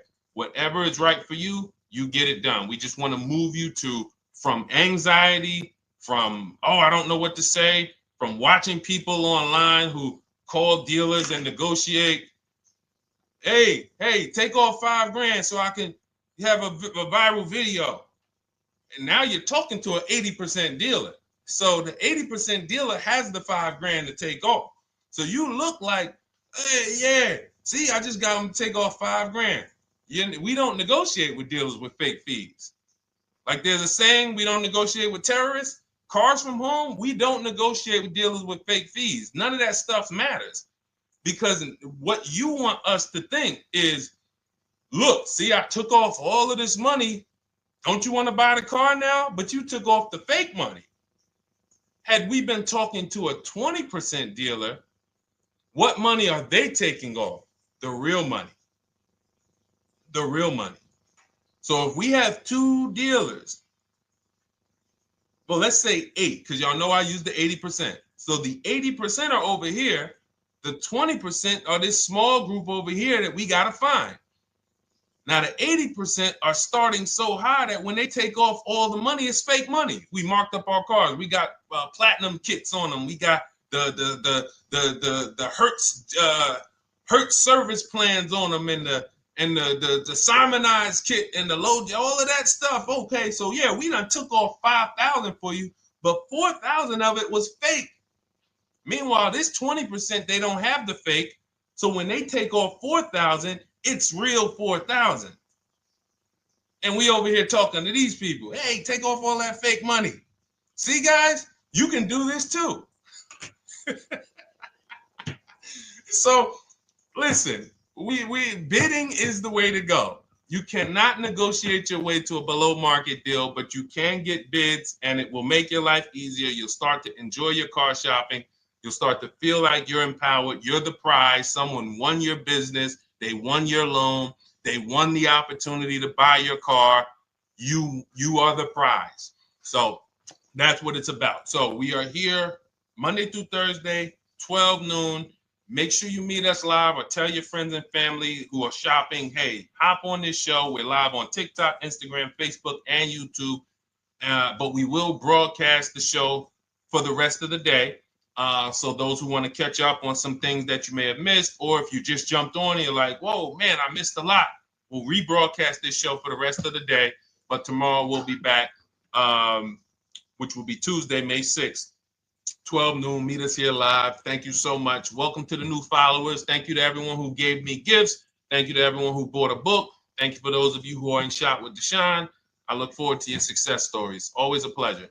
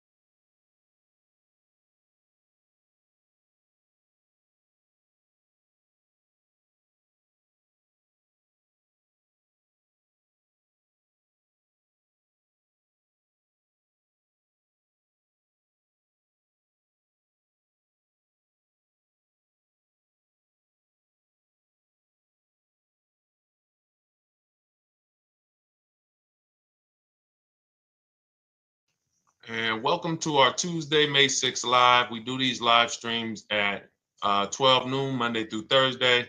I am your host, Deshone the Auto Advisor. And for those of you who've never met me, I have devoted the last 4 years to teaching people how to get the best deals on cars and to learn all the mistakes that the industry, the car industry, would love for you to continue making, because they make a lot of money when you make mistakes. And so what we do here is we really just do questions and answers. I will teach on various topics that I feel are widely misunderstood, like the subject of leasing. And some of you who are new here, if you've never been here before, could you type a 1 in the chat if this is your first time on a stream? We do these streams about 60 to 90 minutes. And if you're going to get the most out of them, we just ask that you lock in, that you focus, because we will be talking about $1,000 mistakes. Nothing here that we'll be talking about over the next 60 to 90 minutes is hundreds of dollars. You know, I'm not looking to, have you spend some time with me on a Tuesday to talk about how to save hundreds of dollars. No offense, I'm sure that's important to some people, but we are here to talk about things that are affecting your bank account by the thousands every year. And so if you got some time, I would love for you to hit the like button, like wherever you are, and let's just tap in. You can start to type your questions. This whole stream is sponsored by my new digital book. It's called Cars from Home, 7 Steps to Saving Time, Money, and Avoiding Dealerships. It's a digital book. It's 5-star rated. Thank you to everyone who's rated the book and reviewed it. And it's normally $97, but for the next 30 minutes while you're watching, you can grab your copy for 75% off. That's our welcome offer. We always like to reward people for taking action. So you can get your copy for $24 instead of $97. And you can just head to my TikTok bio. You won't leave the show, my Instagram bio, the Facebook comments, or the YouTube comments, and use that link to get your welcome offer, and you'll have everything we teach. So as we go through this for the next 60 to 90 minutes, if you're like, whoa, Deshone, this is a lot. Wow, this is a lot. You can grab the book and make sure you have everything that I teach and everything in a step-by-step format. Okay? So I have my man Dolan moderating. Good afternoon. Thank you, Johnny Miller. Good to see you, Lil G. Again, guys, we are live. This is our Tuesday, May 6th live. We're live every Monday through Thursday at 12 noon.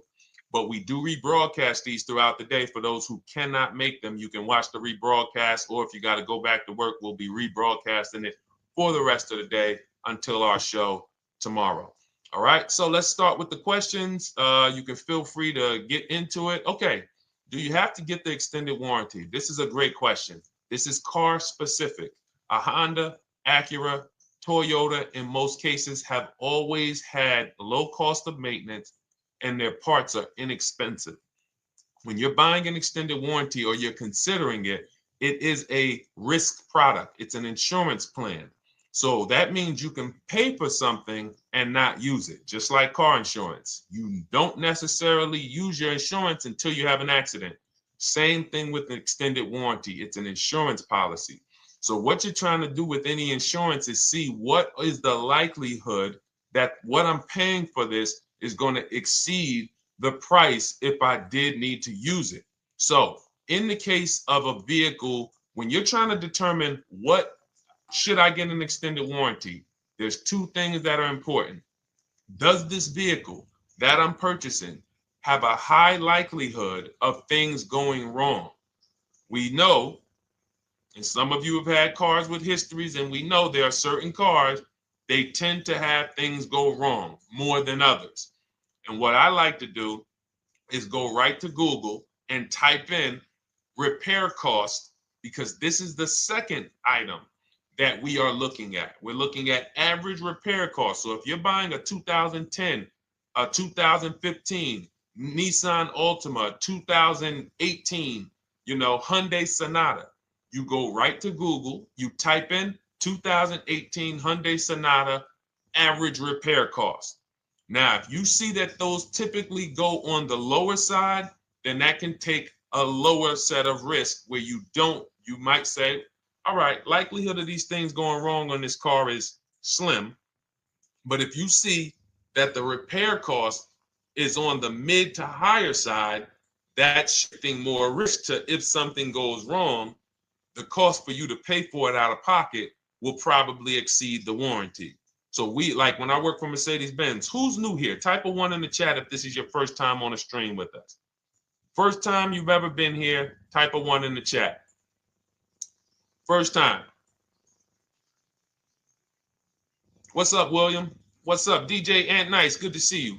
Maggie, good to see you. Enrique, good to see you. Miko, good to see you. Tetra Washington, good to see you. Jan, good to see you. Claire Clairvoyant, good name.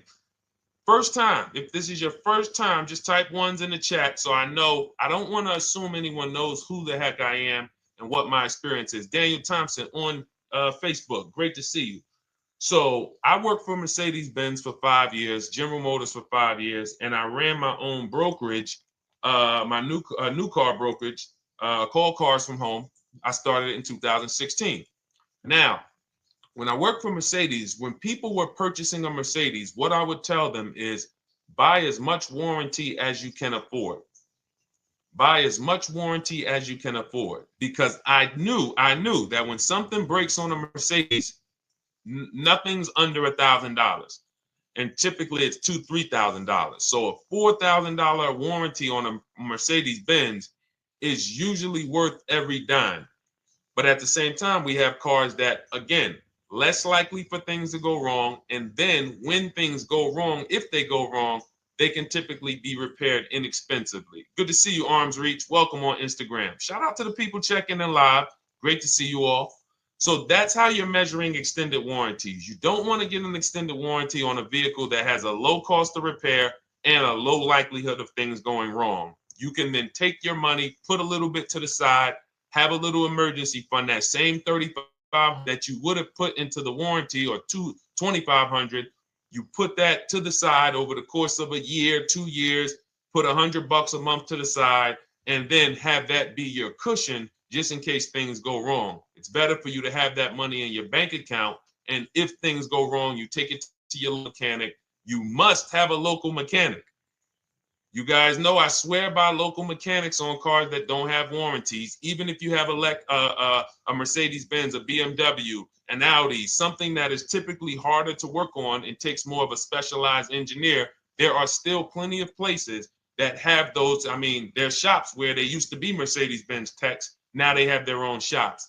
This is who you want, because their cost, their labor is going to be probably 1/3 of what a dealership is going to be.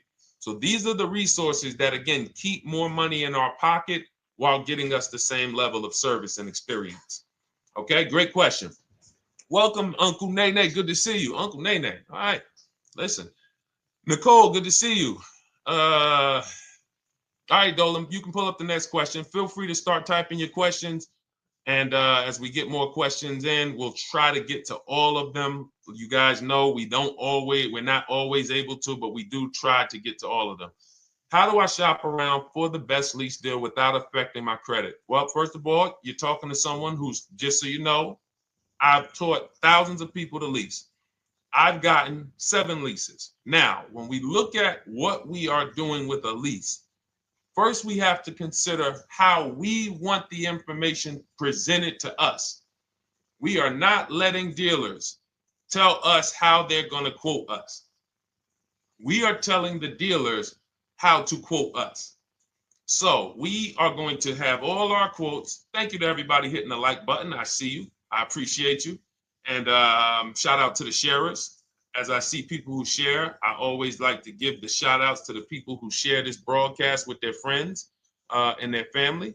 And thank you to everyone who's giving gifts on TikTok and Instagram. Appreciate you all.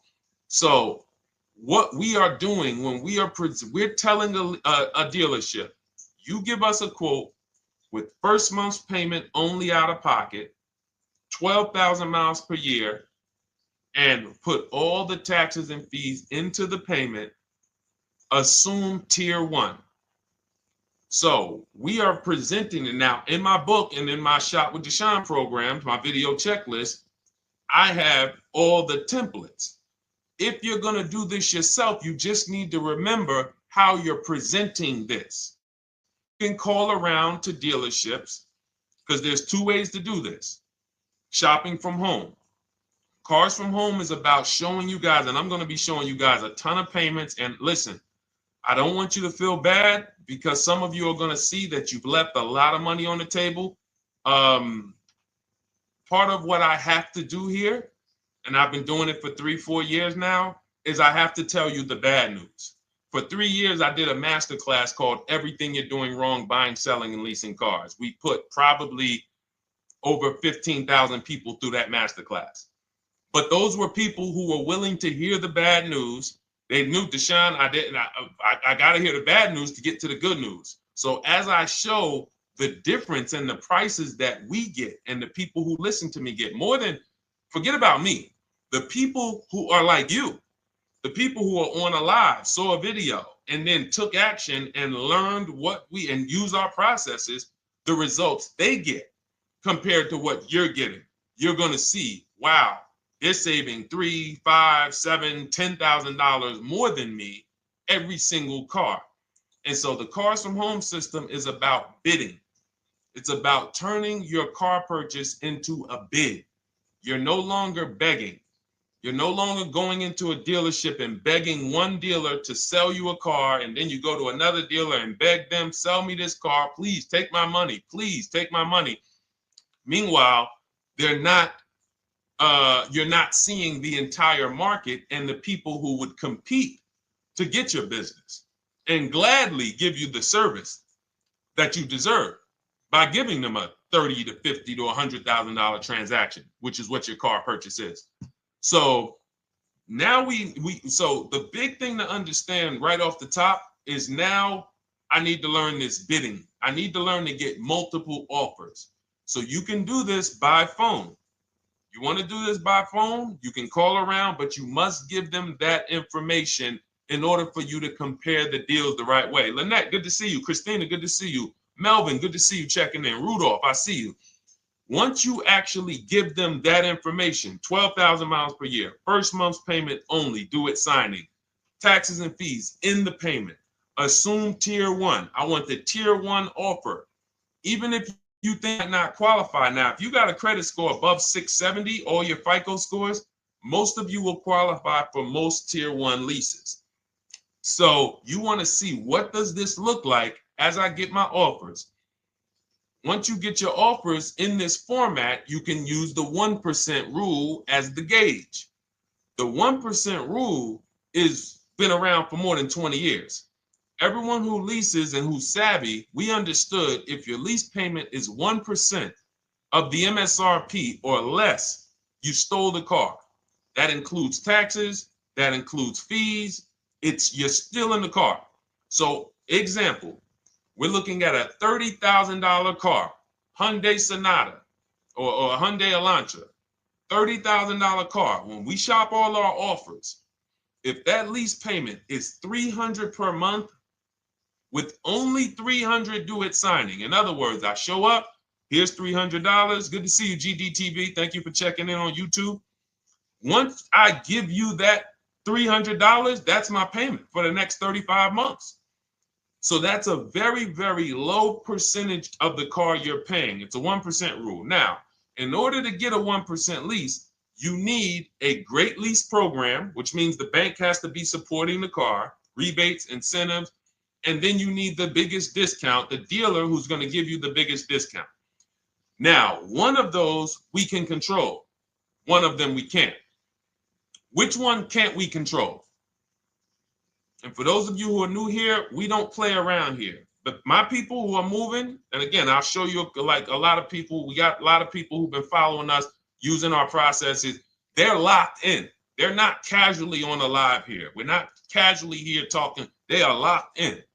Like, boom, okay, I hear you. They're answering, they're typing, they're not, vacuuming in the kitchen and trying to hear. You can't do. We're talking about your second most expensive purchase of your life. It's going to be, you got to lock in. You got to challenge yourself to block out the distractions while we're on this stream, because this is your money. And if you don't take your money seriously, the car salesman will take your money seriously. Oh, I like that. Praise the Lord. God is good. You don't take your money seriously, the car salesman will take your money seriously. Man. So, all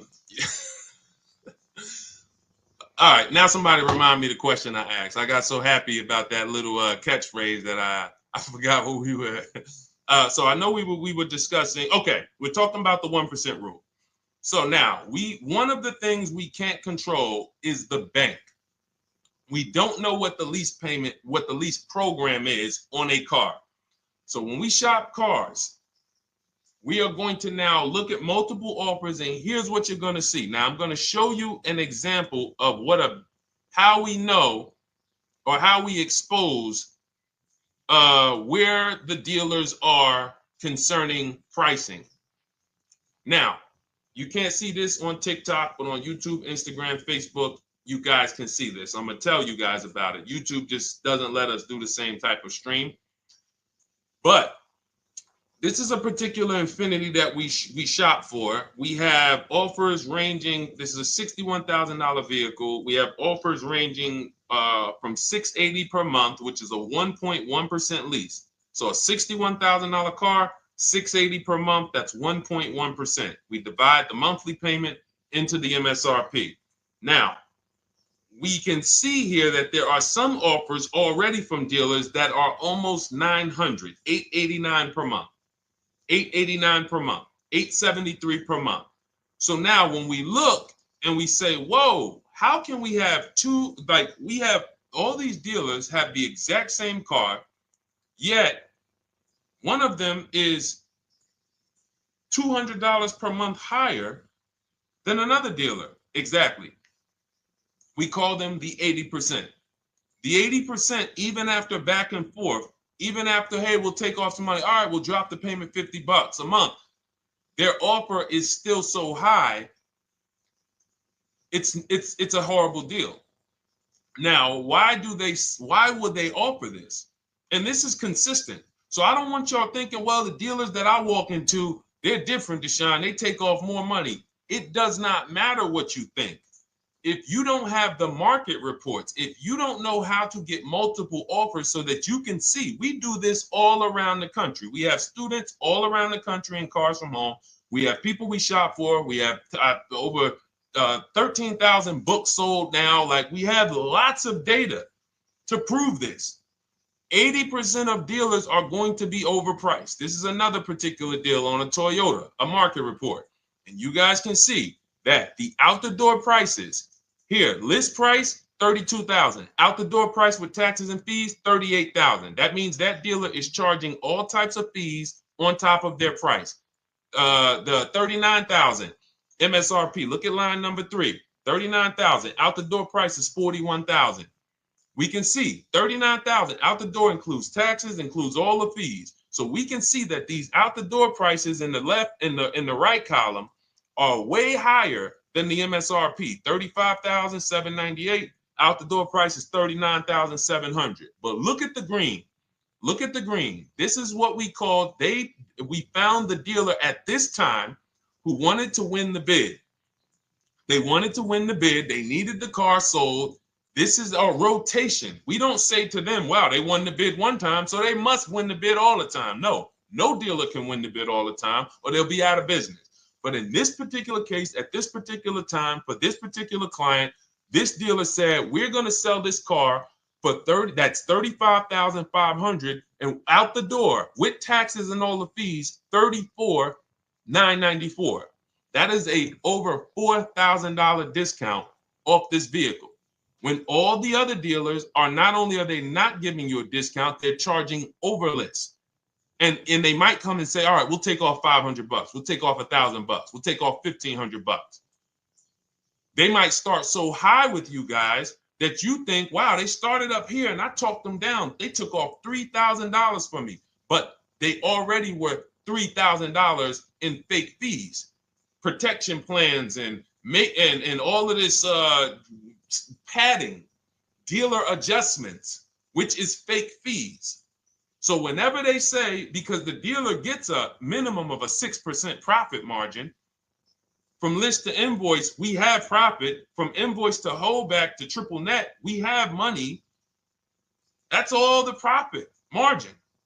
On top of that, when we add a dealer adjustment, what we're saying is we're going to sell this car to someone who does not have the skills to find our competition.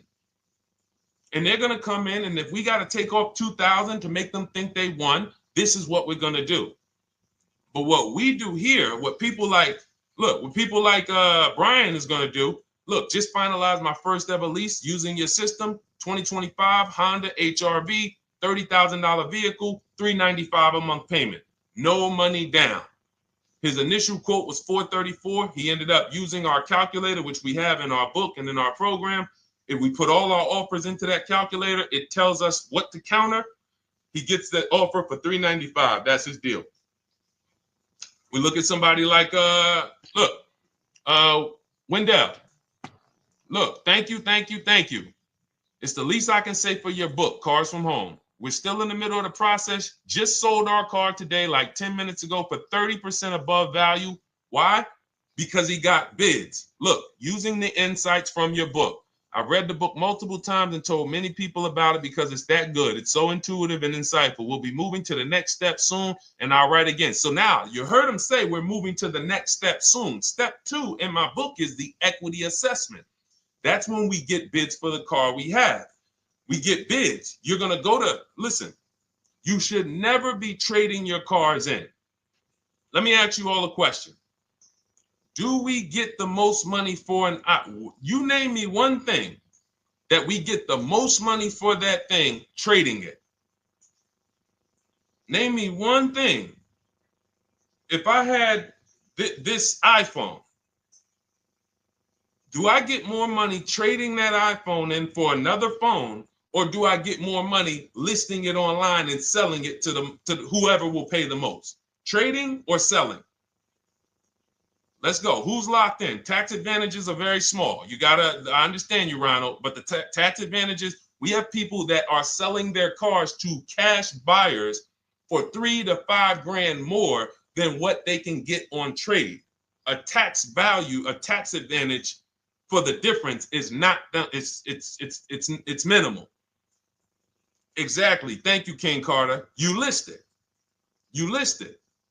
So the money is in the bids and the competition. So going back to this person who asked the question, how do I get the best deal on a lease? It's going to be through multiple offers. That's my 2 favorite words.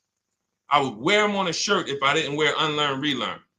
Because more than multiple offers, I need you to unlearn. Because the people who come with bad information from years, Deshone, this is not how my uncle taught me to buy cars.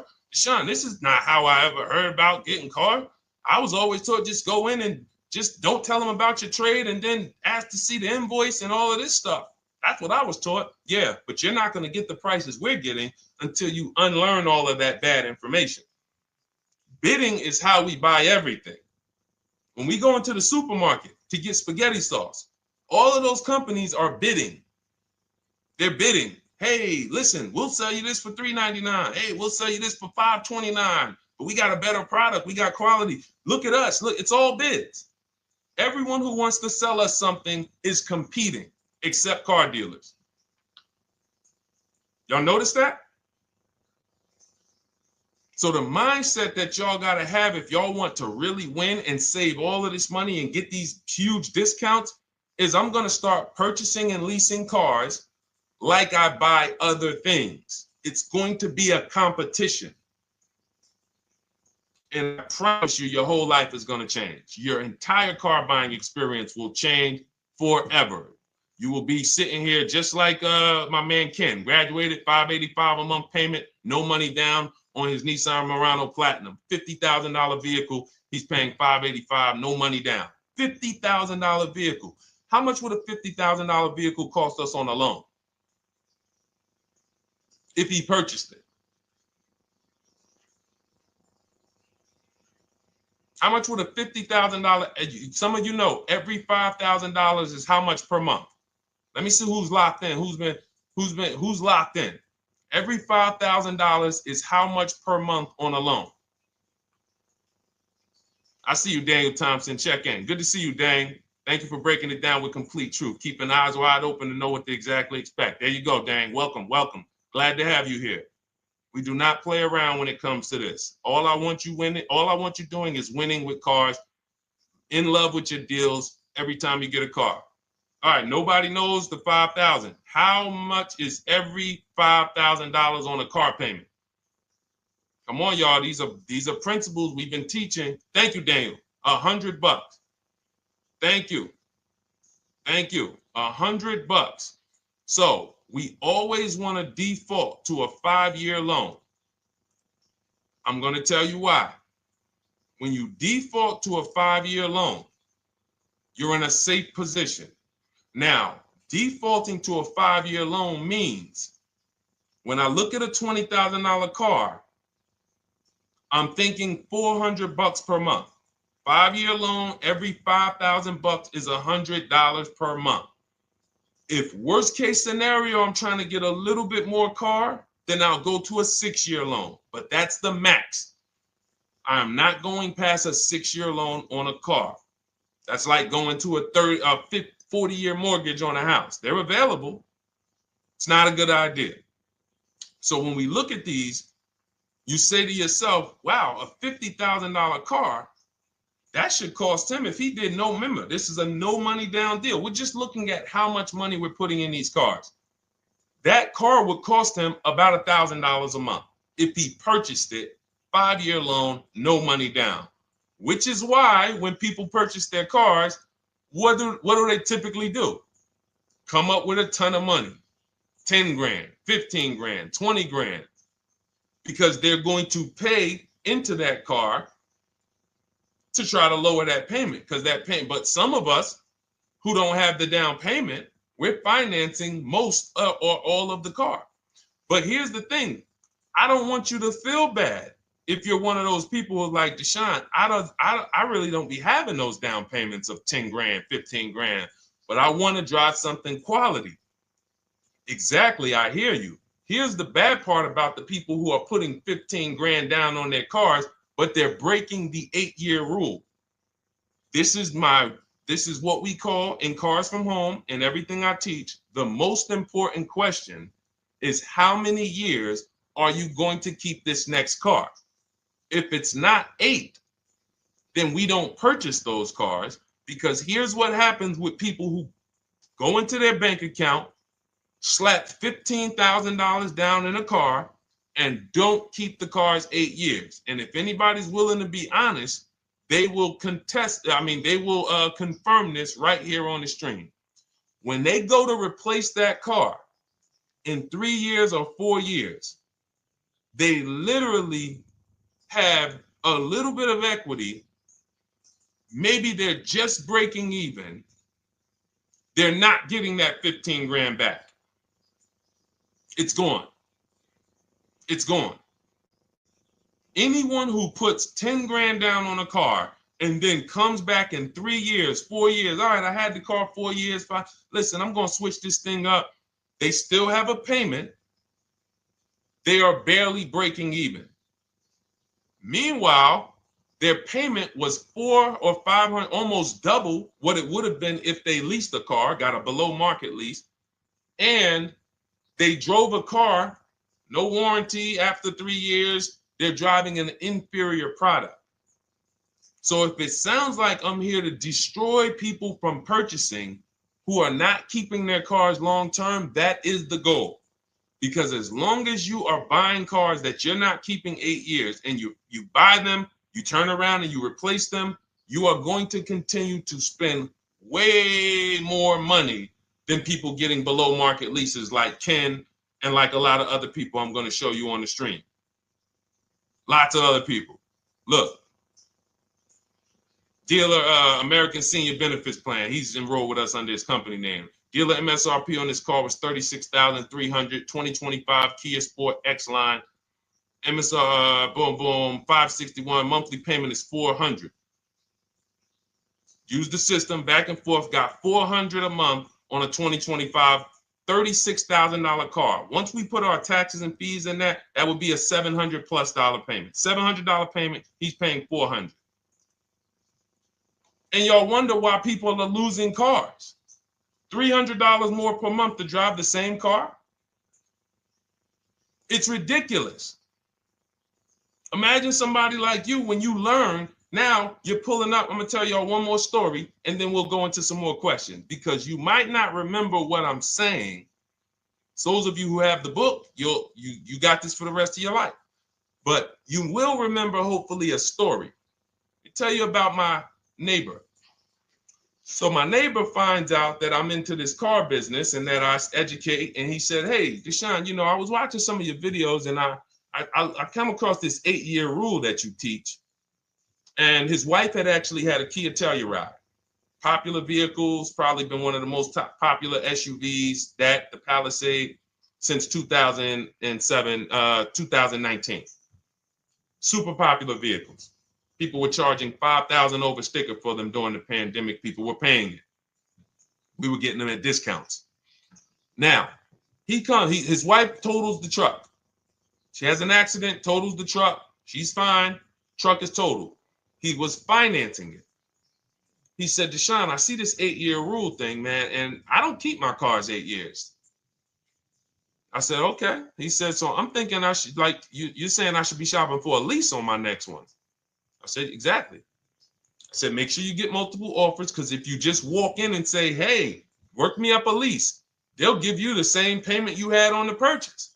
And then they'll tell you something ridiculous that they want you to believe, like, hey, the lease is the same price as the purchase, so you might as well just purchase it.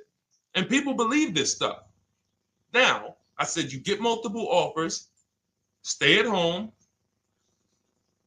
He calls me, he says, Deshone, I got the new version of the Telluride, new. I'm paying $479 a month.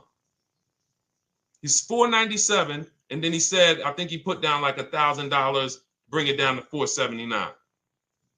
$497. He was just paying $800. Do you think anyone can tell him anything about leasing? He's pulling up in the same exact truck. In fact, the newer version. He knows he wasn't going to keep the car long term anyway. He's not going to pay it off and then keep the car and have a paid off Kia Telluride for 10 years. That's not what he does. He keeps them 3 years, 5 years, 7 years, and then he replaces them. So why is he paying $800 a month for years, no warranty, when he could be driving brand new ones for $497 a month, problem free? But as I said, some people are determined to pay more. But the people who, once you get this leasing thing, if you're not keeping your cars, it will change your life. Now, again, I got a car I'm purchasing, we're keeping it. Anything you are buying, keeping 8 years, forget about leasing. It shouldn't be a thing. Who keeps their cars more than 8 years? Let us know. You're an 8+ year person, let us know. In fact, I don't even want to ask, who has a car right now that they've had more than 8 years? And then we'll answer. I want to get Kathy's question too. And then let's get some purchase questions. Let's get some used car questions. Let's get some bank financing questions. We do it all here. But one of the most misunderstood subjects is this leasing thing, and it is costing you guys thousands of dollars every year. And you're driving old cars with no warranties, paying high payments on them because somebody told you you should be purchasing cars. I'm here to tell you they owe you money. They owe you money. All right? So who has a car right now that they've had more than 8 years? Let us know. How many years have you had it? And by the way, for those of you who just joined, this is our Tuesday, May 6th live. We are live every Monday through Thursday at 12 noon Eastern time. So for those of you who are here catching us live, that's when we're live. We will rebroadcast this and replay this show throughout the rest of the day for those who could not catch it, or if you had to jump off, go back to work. You're like, oh, I got to go back to work. You can catch it on the replay throughout the day. But we are live Monday through Thursday at 12 noon. So welcome to the people who are here. EJ, driving a lot of miles does not matter. Let me break this down for you. So right now, let's go to somebody who else has a lease. Let's look at, because who's heard with leasing you can't drive too many miles? Who's heard that, right? Type me if you've heard that. Let's go. Type me if you heard that.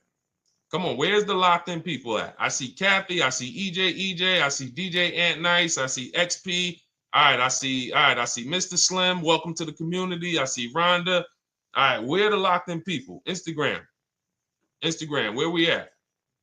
Locked in. All right, dang, I see you. Jamel. All right, perfect. So, Sherry, I see you. Sherry Baker on TikTok. So you've heard, oh, you can't drive a lot of miles with a lease. Let's be clear here. You choose the mileage on your lease. It's not selected for you. In fact, the only time it is selected for you is if you don't realize you choose it. That's the only time they're going to choose your mileage for you. If you go in and you do something like, hey, work me up a lease deal, they're probably going to work you up a 10,000 mile a year lease deal. And they're probably going to say, hey, you need $3,000 down, and this is going to be your payment. And next thing you know, it's a high lease, and it's just terrible. Happens all the time. We tell people how to quote us. First payment due at signing, taxes and fees in the payment. So now let's look at a lease, and let me show you what it would look like. So this is Val Boss Lady.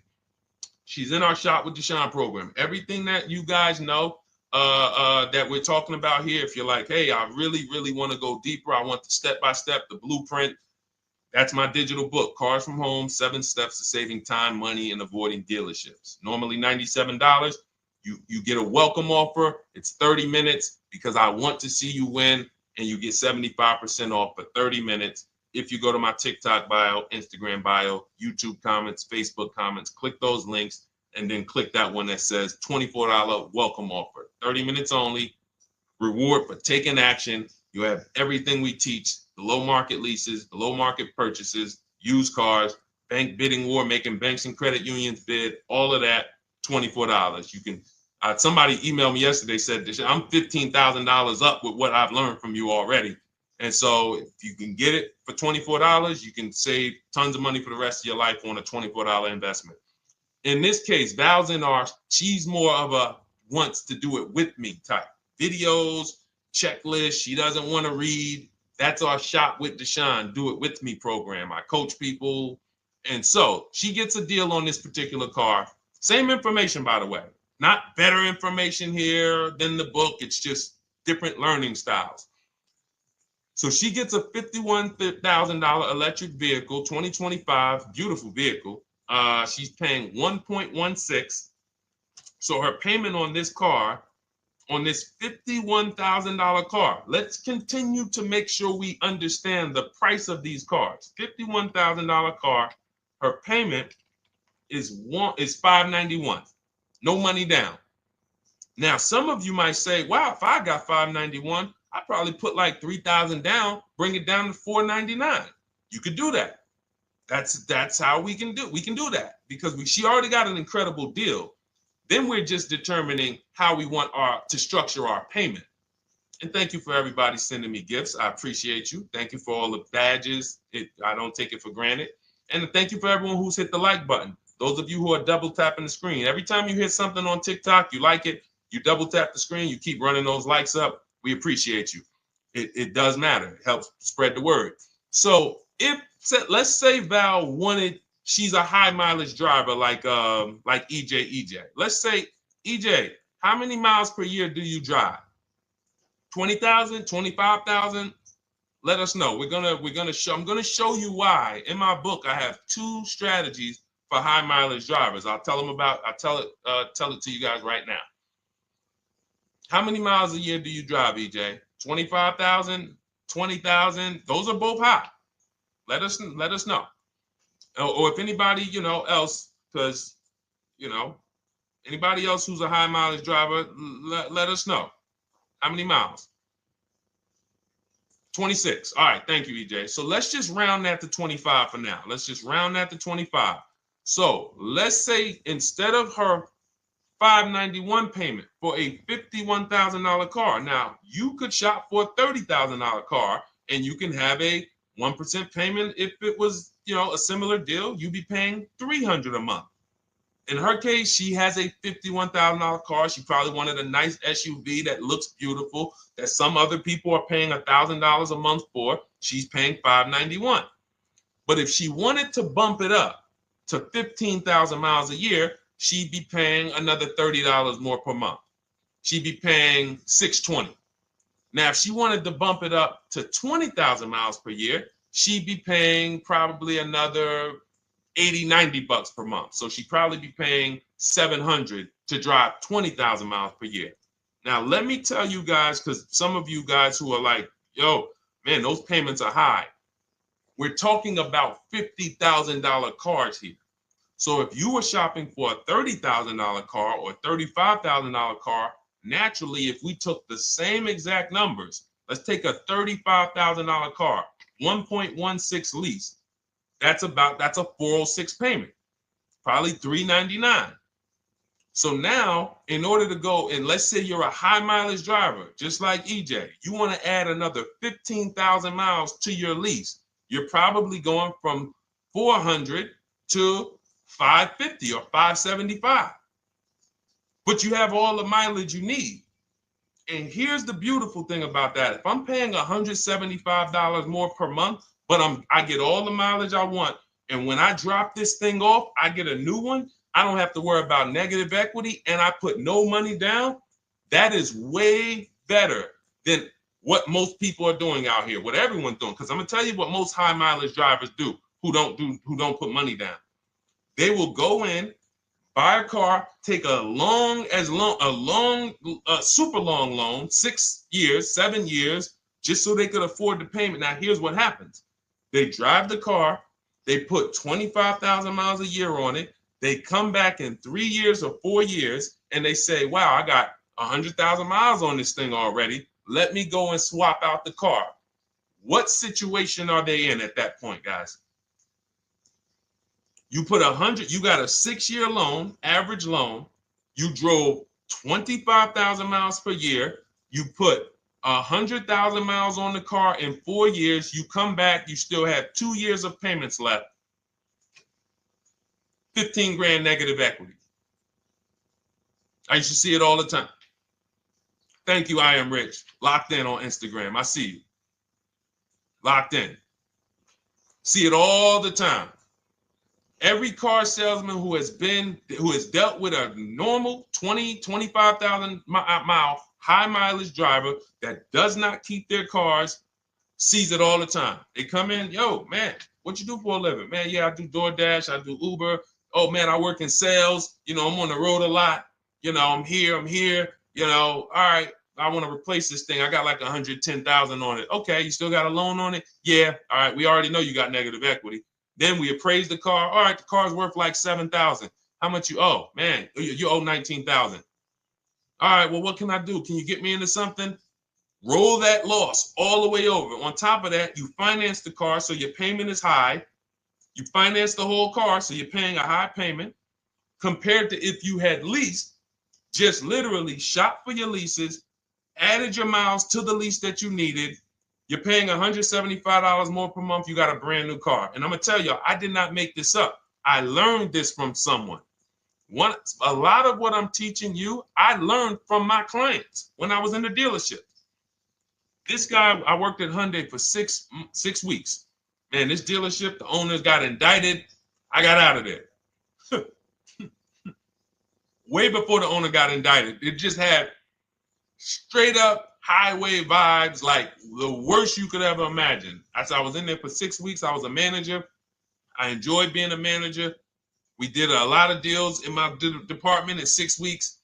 But I said, I am out of this place. Anyway. But I learned something very valuable there. We had a client a customer was returning his lease on his Hyundai Sonata. Guy comes and I'm grounding the lease. I'm doing the paperwork for him. He has 72,000 miles on the car. 72,000 miles. I said, how the heck? I said, you lease this? He said, yeah, I always lease. That's all I do. He said, I used to buy my cars every single time I came. I had to put large down payments, 10 grand, and then I'm still having negative equity when I come to trade it in. I'm having high payments. It's ridiculous.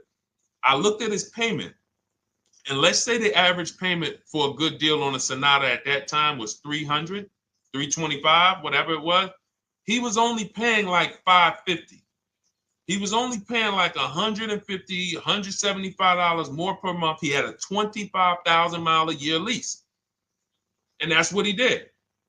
I drive these cars. I'm on the road. Boom, boom, boom. I change my tires. I do my maintenance. 3 years. It's a fixed cost. There's no variable cost. I don't have any surprises. I'm not getting hit with a negative equity bill that I got to transfer, which means when I transfer my negative equity, I get less car on the next transaction. Because if I got to bring over 15 grand of negative equity, that's probably 300 a month that I'm paying for my old car when I get my new car. So if my new car was 400 a month, but my negative equity is another 300 a month, I'm getting less car for my money because now I got to take all those losses and bring them over to my new car. This is high mileage drivers and people who don't understand leasing. That's why you're losing so much money. And when you just flip the switch and realize Deshone is not talking to me emotionally, I am not talking to you about never do this, never do this, like these other people who say this, do this. This is how you buy a car. They never talk numbers. Y'all notice that? You notice that, right? You never hear them talk numbers. It's always never do this, always do this. This is the worst way to do this. This is the most expensive way to do this. This costs you the most money. They never talk numbers, though. That's why everything I do is to show you the numbers. Thousands of transactions since 2006 in the car business, helping people the last 4 years all around the country. This is the numbers that they might not understand. So if you're not keeping your car 8 years, it does not matter if you drive 20,000 miles a year, 25,000. You should be looking at a high mileage lease. Or my second strategy for high mileage drivers is this, because some of you want a nice car. This is for my people who you're like, man, Deshone, I'm on the road. I got my car that I do my work in. I kind of, slep it around. I don't really want to lease something and then put, that wear on it. I got stuff. I'm throwing bags in the back, whatever it may be. There's a strategy we created called 2 cars, 1 payment. And what will happen is your first car will be a purchase. And if you have an existing car, you're going to keep that. So let's say you have a car now, you're driving a lot of miles, you're doing your 25,000 miles a year. You pay that car off. You keep that car, and then you go and you lease you something nice, regular mileage. So you might get a 12,000 mile a year lease, and then you drive 12,000 in your mileage car, 12,000 on your nice car. Because some people are like, I want a car that I could, when I need to go somewhere nice, this is what I want to drive. When I'm with my family, this is what I want to drive. But when I go to work 5 days a week, I'm going to drive my mileage car, 3 or 4 of those days, and then I'll take the lease maybe 1 of those days, and I'm splitting the mileage. You still have 1 payment. It's low. And then every couple years, you replace the mileage car or you replace the lease car, and depending on when the lease is up. But you want to keep that, and that mileage car should be something that will last. Ideally, something that you can get 200, 300,000 miles a year out of that car. Because that's what that car is there for. Man, I'm hopping in this thing, man. Oh, transmission went out at 170,000 miles. Go get you a rebuilt transmission, boom, boom, drop it in there for $2 grand, get another 80,000 miles out of that car, but you still got your lease car and you're just splitting the mileage. Both of those are short-term strategies for high mileage drivers. That is not for long-term people. If you're a long-term person, I keep my cars 8+ years, forget about leasing. You should just be finding the best deal, below market purchase, keep the car, something you can keep for 8+ years. You could put 30,000 miles a year on a car 8 years in a row. If you get the right car, and in 8 years, you got 240,000 miles, and then you replace it. Forget about leasing. This is only for you guys not keeping your cars 8 years. You're getting killed on depreciation. You're paying tons of money. This is you are the people who should be leasing. Okay? So everything we're talking about this is the Cars from Home system. We teach this. I'm not freestyling this. This is in my book, digital book, Cars from Home, 7 Steps to Saving Time, Money, and Avoiding Dealerships. We have two strategies for high mileage short-term drivers, 1 strategy for high mileage long-term drivers. And so if you want your copy, you can get it for 75% off. That's our welcome offer to you. As a 30 minutes. Welcome. Thanks for being here. I want to reward you. If you want everything we teach in a step-by-step way, go grab your digital copy. It's in my TikTok bio. It's in my Instagram bio. Click those links. We also got a link in the YouTube comments and the Facebook comments. Grab your copy and make sure as soon as you purchase, screenshot the thank you page. You're going to see thank you for your purchase. screenshot this page because it has my support team's email on there. And then there's a link for you to open the book right there. You can save it right to your computer or right to your phone. Okay. But and we also have a special for those of you who are like Deshone. What about that, video checklist and coaching program? That's lifetime access to my video checklist. You're like, maybe Deshone, I don't really read. I like step-by-step videos. And also, I want to be in your Facebook group. We have 1,600 people before you that are in that group, 2,300 people that are shopping with us that have a lifetime access to our video checklist. We have a $200 special for that welcome offer. And so I'm always about rewarding people for taking action with a special offer. It's limited time though. And so get in where you fit in. All right, let's keep it going. Thank you, Corey. Said amazing knowledge. Thank you. And I'm glad I saw somebody said that's a great idea with the 2 cars. Thank you. It's a great idea. All right. You've convinced me to lease my next vehicle. Awesome.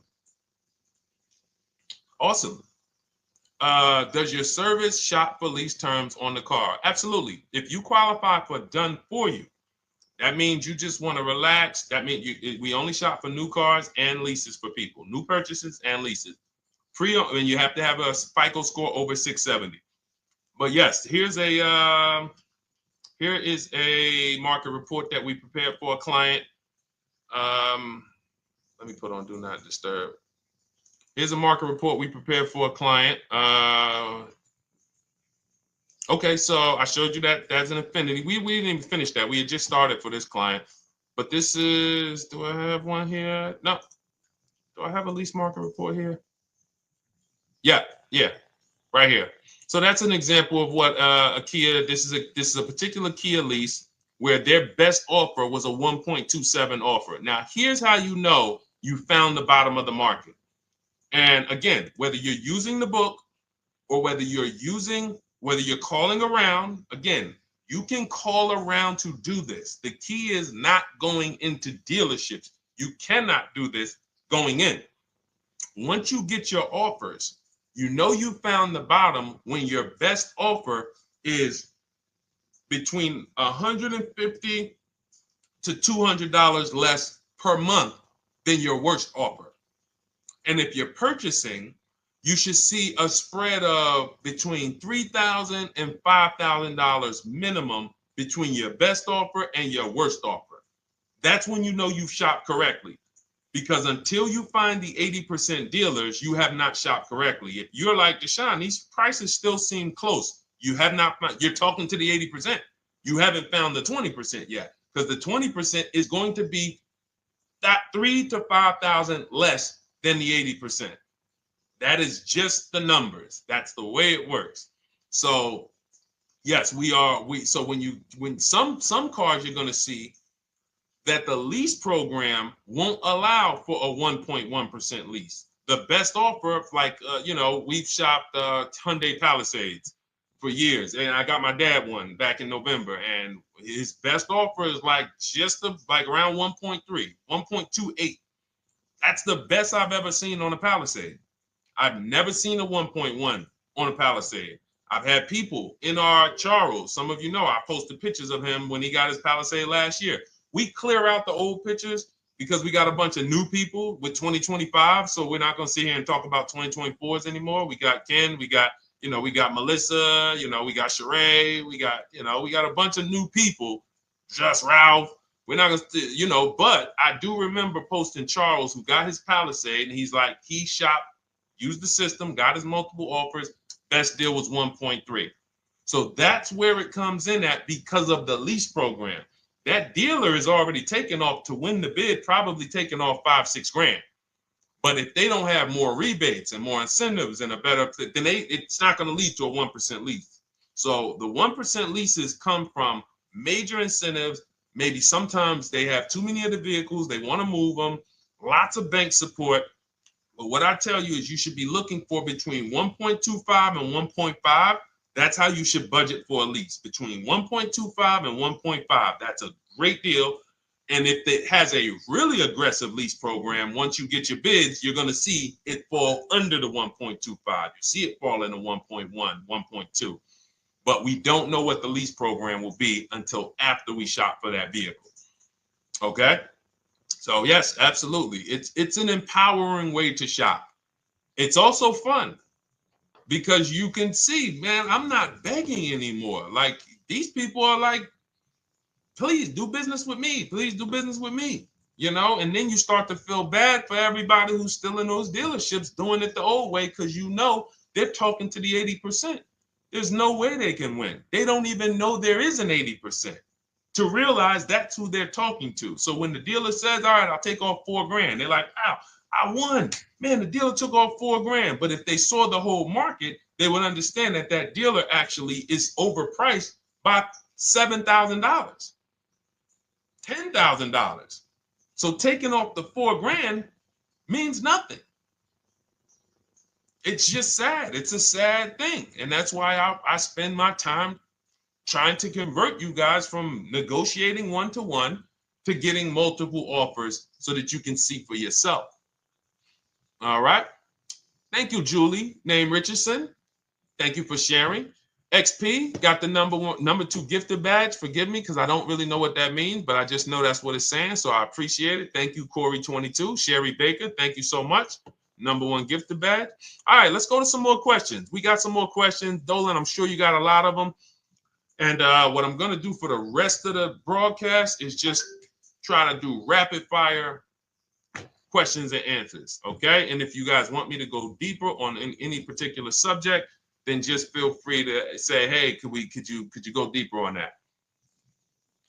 How do you get a car loan with bad credit? Well, we have a resource. It's not our company. We have nothing to do with them. But we always try to stay up to speed on who's financing people with bad credit, because the goal is you don't want a dealer controlling your financing. Somebody just came up to me. He's a neighbor. He's like, aren't you in the car business? I said, well, yes and no. He's like, well, listen, I got a connect to Acura. Anybody you send me, they get anybody approved, I'll give you $1,000. I said, okay, cool. Thanks for the information. For them to give me $1,000 just for sending the customer, and he's also a middleman, he's not a salesman, how much money are they making on the customers? If they're going to give me $1,000 just for sending someone with bad credit to them, how much are they making on the deal? Arms Reach, congratulations. Just got my book. You use it when, please send me your email testimonial. Well, as you use it, just as you do your equity assessment, everything, email me. Congratulations. How much are they making? We can imagine, right? If they're giving me $1,000 just for bringing them the customer. So this is what happens when you let the dealership control the loan. Because why do we separate? All right, I'm gonna break something down I call the 3 pillars of great car deals. Three pillars.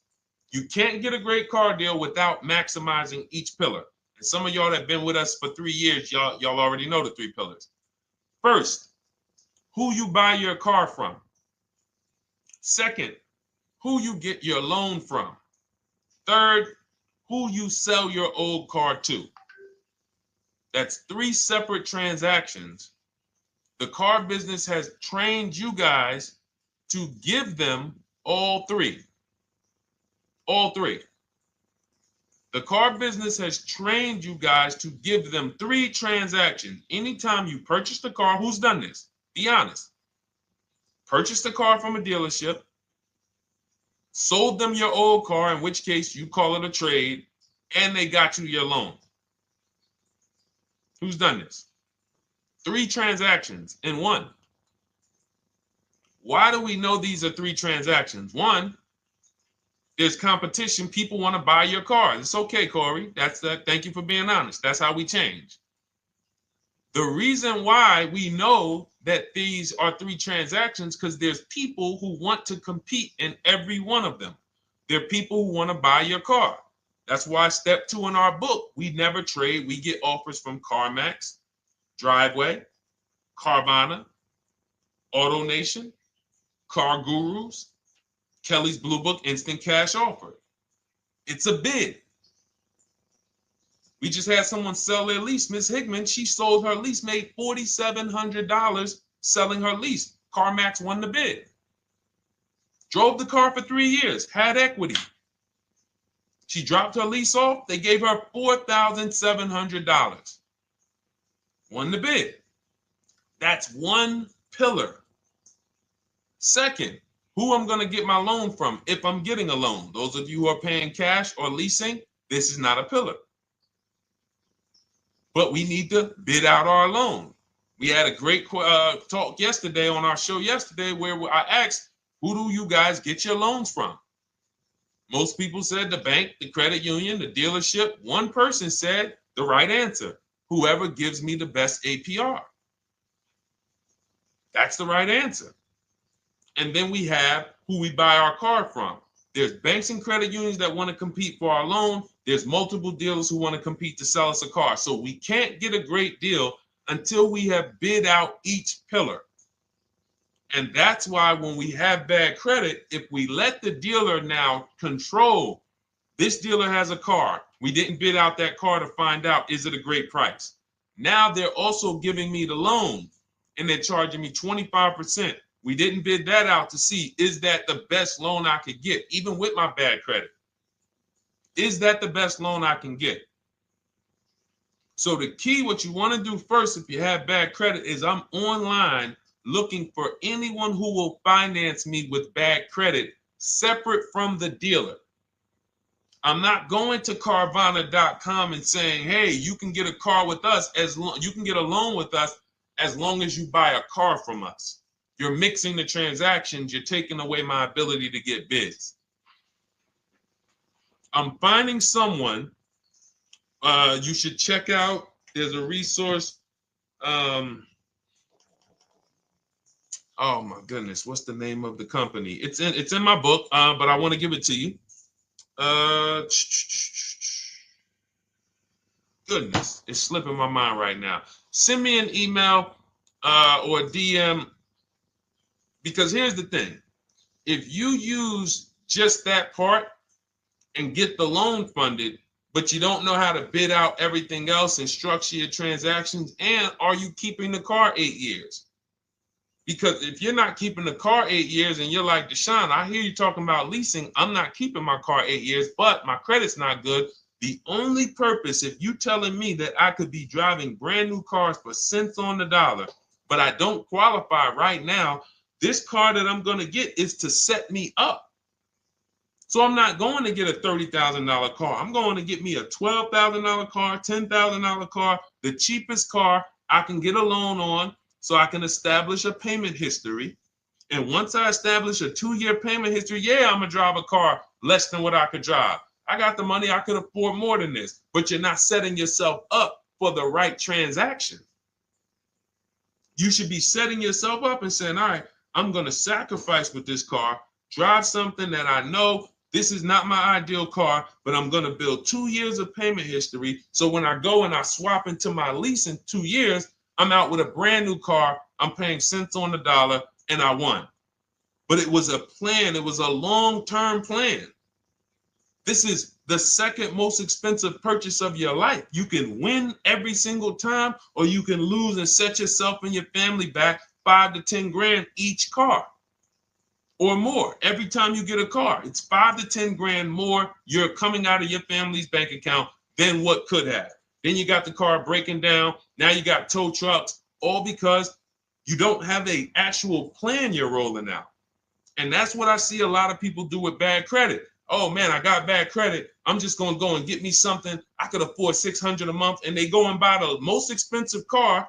But because 25% interest is on the loan, they're not getting the most car for their money. Now, 3 years down the road, they're going to pay the high payment, still have negative equity because the interest is so high, and then they go and swap and do it again. And because the payment's so high and the car is older, because they want something fancy, but they really can't get that because, again, the interest is high. That's eating into their budget. Now, they're going 3 years down the road. They missed 3 payments. They were late 3 times, so they're no closer to leasing. Credit's still bad. This is disaster. So if you're a long-term person, I break it down for you guys into two groups of people: long-term, short-term. Long-term high mileage driver, short-term high mileage driver, different plan. Long-term bad credit person, short-term bad credit person, different plan. If I'm a long-term person with bad credit, here's what I'm doing: finding the absolute best car I could find, getting bids, either new cars or used cars. We got the strategies for both. You can use the marketplaces, cars.com, Car Auto Trader. We got a whole strategy for how we find used cars, but you find that car, you pay your loan of 20%, 19%, 18%, if that's the best you can get. Because here's what you're going to do. In 2 years, you're not swapping into a lease. In 2 years, you've established a payment history, you fixed your credit, and now what are we going to do? You got a quality car. You're not thinking about trading it. You're not thinking about replacing it. You're like, man, this is my car. It's a great car. I'm just paying daggone 20% interest. What do I do now after 2 years? Now that my credit is good, because I got a quality car, dependable car, I'm focused on fixing my credit over 2 years. What am I going to do after 2 years? Anybody?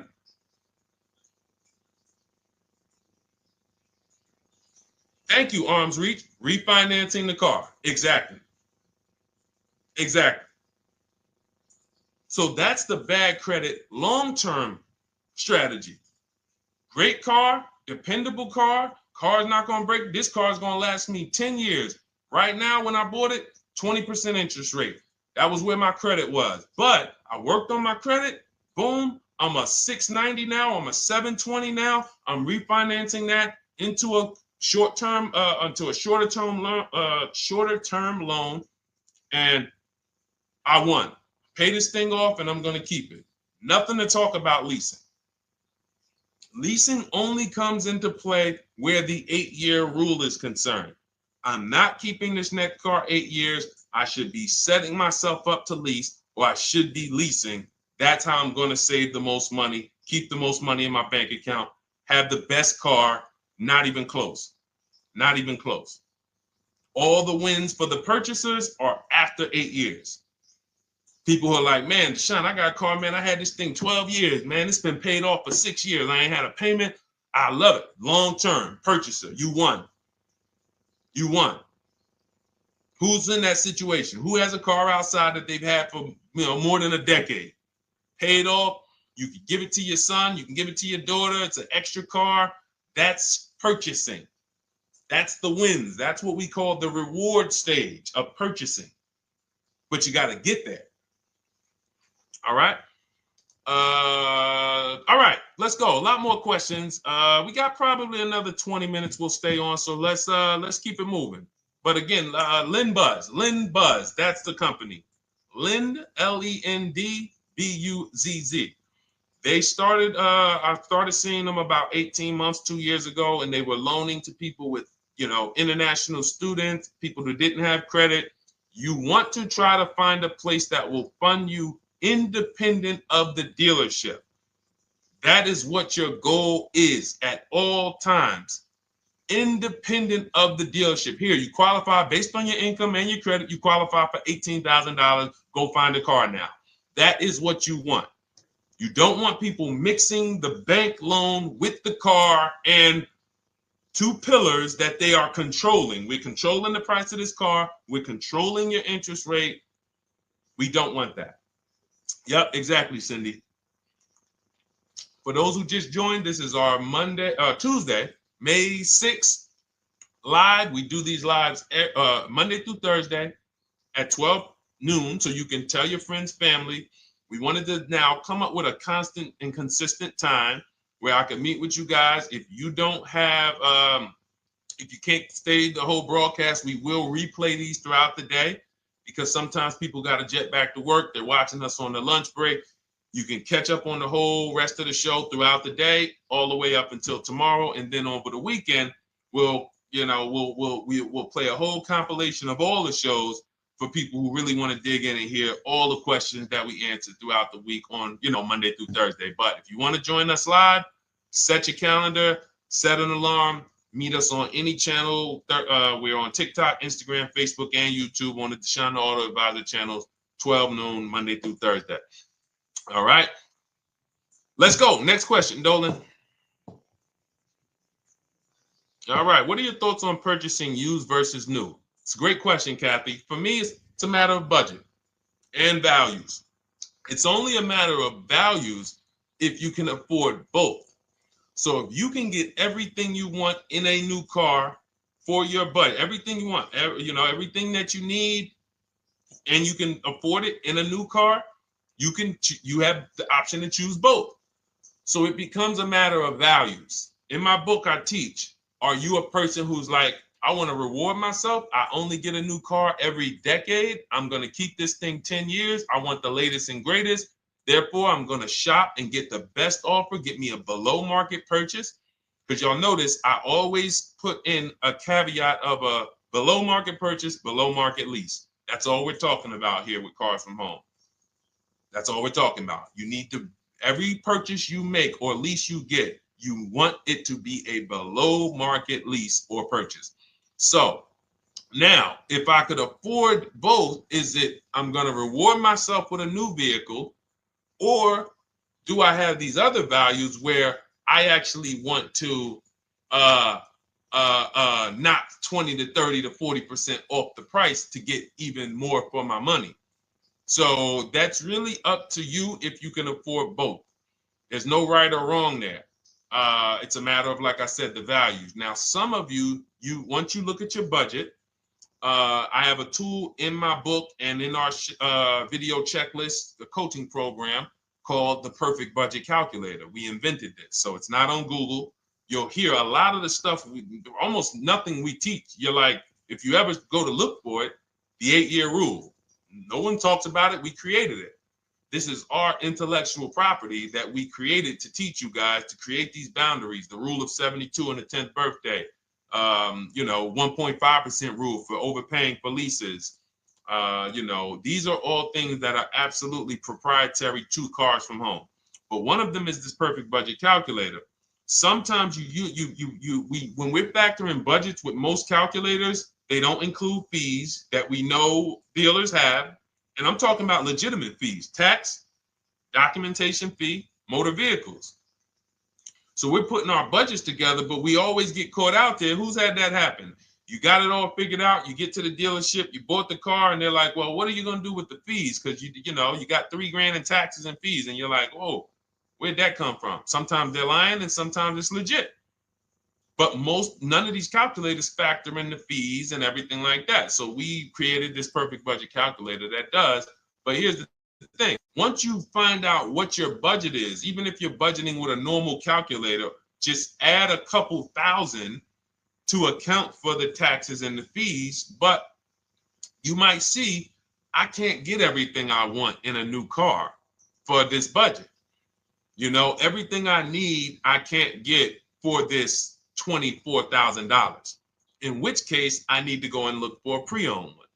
So that's why I said, in reference to your question, Kathy, what are my thoughts on purchasing used versus new? It's a matter of values and budget. Budget first, because budget will determine if you can afford both and get what you want. But if you can afford both and get what you want, then it's a matter of values. Okay? So again, everything we're going over is in my new digital book. It's called Cars from Home, 7 Steps to Saving Time, Money, and Avoiding Dealerships. It's 5-star rated. Thank you to everybody who has taken the time to rate it and review it on Goodreads.com. It means a lot. And we can't continue to get this information out without you guys. So we appreciate you. And you can get your copy instead of $97, you can get your copy for $24 as part of our welcome offer. So that's 75% off. If you go to my link in my TikTok bio, Instagram bio, the YouTube comments, and the Facebook comments, we have a link there for you guys. And you can grab it. It's a digital book, so you don't even have to wait. It'll be in your inbox by the time you jump off the stream. But make sure when you get it, you screenshot that thank you page, because it has my support team's email. Sometimes you may be rushing, you're trying to get back to the stream and you type your email in wrong. Also, as soon as you purchase, the link to open the book is right there. So it'll say open the book below. You can save it to your computer. but I would rather you get it for $24 than $97. Although we've sold a lot at $97 because people feel it's worth every dime. You're going to save thousands and thousands of dollars for the rest of your life using what's in the book.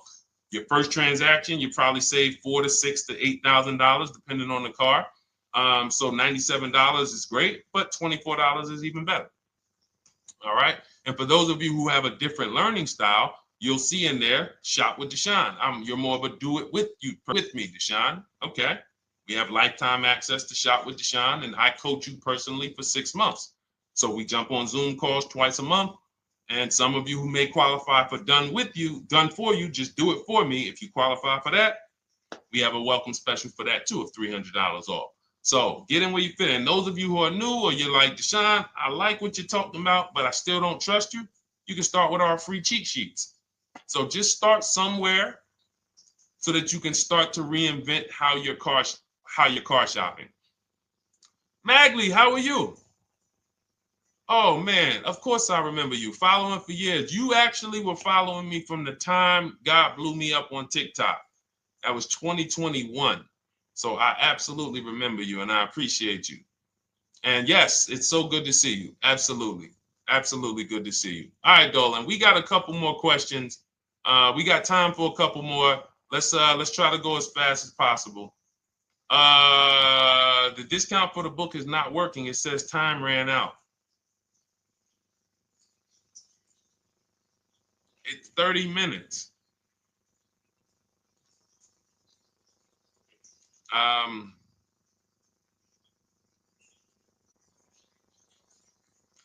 don't know. I don't know. Y'all help me out. I don't know what to do with that. I'm sorry. If the welcome offer for $24 was not really 30 minutes, then that means I'm just lying to you. You know what I mean? I'm just like, oh yeah, it's 30 minutes, but come back in 2 hours and it'll still be, you know what I mean? It's, start with the cheat sheets. You know what I'm saying? Like start with the cheat sheets. Get yourself your free cheat sheets, and start there. And when you feel better about working with us in some capacity, you go to the next step. Start with the free cheat sheets. All right, let's go, Dolan. So I'm a new driver. Should I be looking to be an 8-year person or a lease person? Well, I'll tell you this. I got 3 young adults. My daughter, my daughter who's 18, my niece who's 20, and then a young man that I, basically like a son to me who's in the Navy and he's 21. Well, he'll be 21 this year. So he's 20. Now, they all called me in the last 3 months because my daughter's getting her license. My daughter didn't call me. She's getting her license in the next, in June. And we've all talked about this. How should I get this car? Now, my situation when I was 22, I'd already bought a $500 Mitsubishi Eclipse. Transmission went out on me probably after 6 months. And then I bought a buy here, pay here car. This is before I got into the car business. I got into the car business, I was 22, working for Pontiac GMC Buick. So I get this buy here, pay here car. It was a quality Chevrolet Cavalier. I didn't know anything about cars, so I went to a local spot. They said, hey, put down this, just pay us $50 a week. So I did that. But 22, I had my daughter, and my boss says to me, hey, why don't you lease something? And I was already selling cars, but I just didn't think, could I even, qualify for a lease? I don't even know what I was selling them, but I'm just literally doing what most salesmen do. All right, he wants to lease. All right, what's the payment? Yeah, tell him it's this. All right, perfect. They said it's that. Oh, that's a little too high. All right, they said it's a little too high. All right, so that's what I was doing. I didn't really understand anything. That's most car salesmen. So I end up getting a Pontiac G6. I'm 22. I paid $256 a month. Now, it would have been less but I didn't get a tier 1 approval because I didn't have, I think my credit was like mid 6s at that point. And you know, you really want to be over 670 to get most of the tier 1 approvals. But it would only raise my payment maybe $25. Wasn't a lot. Now I'm 22. I'm driving a brand new 2007. It's still 2006. 2007. I'm pulling up, brand new car, full warranty, $256 a month. At the same time, I have a friend, got a vehicle, Toyota, financed it, went in. She had, you know, we had our, she had a young child, a little older than us, maybe 1 or 2 years older than us. And then she goes and she purchases a car, $500 a month. She didn't get ripped. That's what a $20,000, $22,000 car costs. She got a Corolla, $500 a month. We're 22. Plus insurance. This is enough to break a young person, young family. I'm paying $256, she's paying $500. That right there. When I tell people that story, it's amazing to me how many people will say, Deshone, when I got my first car, my parents took me out. We financed this car. We financed this. I was paying $400, $500, $600 a month. Whether the parents were paying some of it, or they were paying some of it, or they were paying all of it. Thank you, Kathy. Appreciate you sharing. So this is what all of them, all three, well, 2 of them. I don't know about the young man. Because his parents.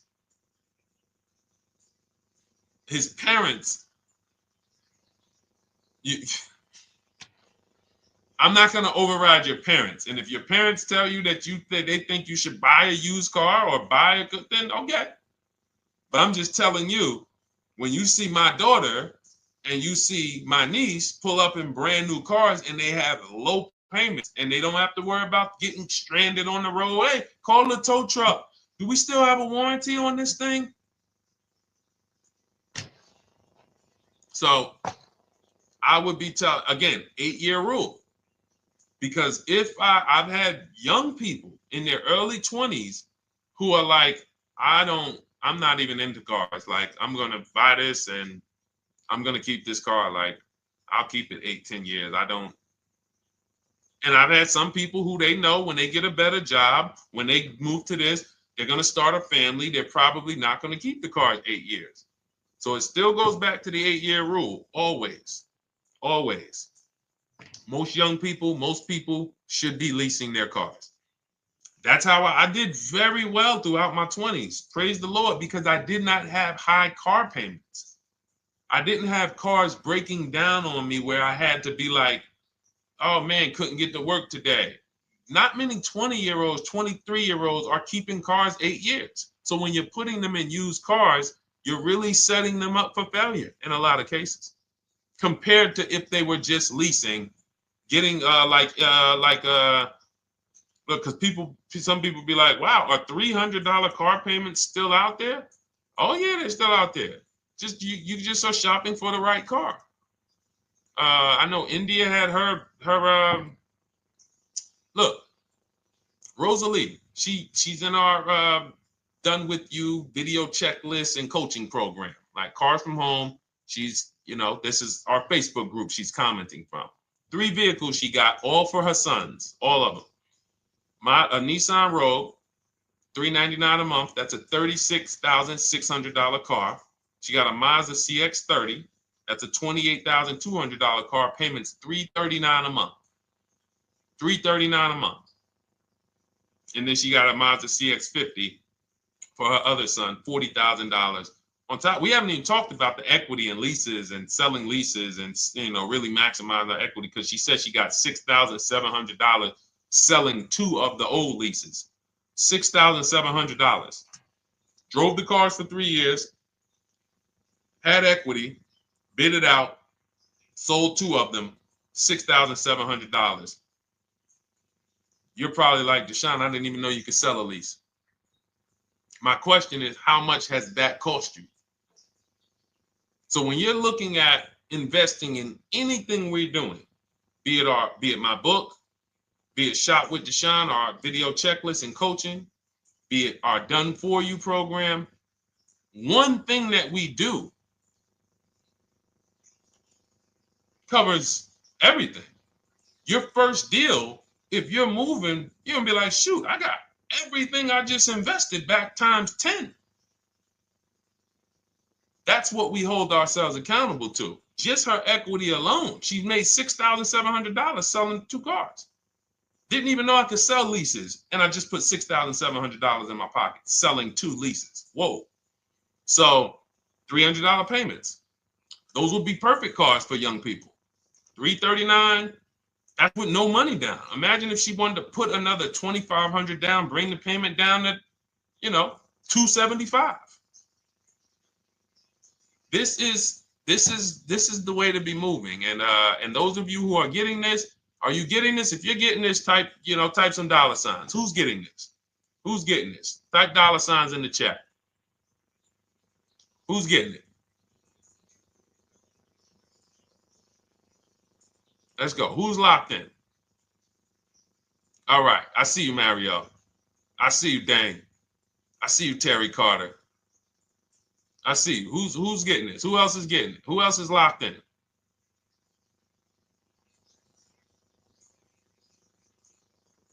A lot of y'all on here. Listen. I see you, DJ and Nice. I see you, Arms Reach.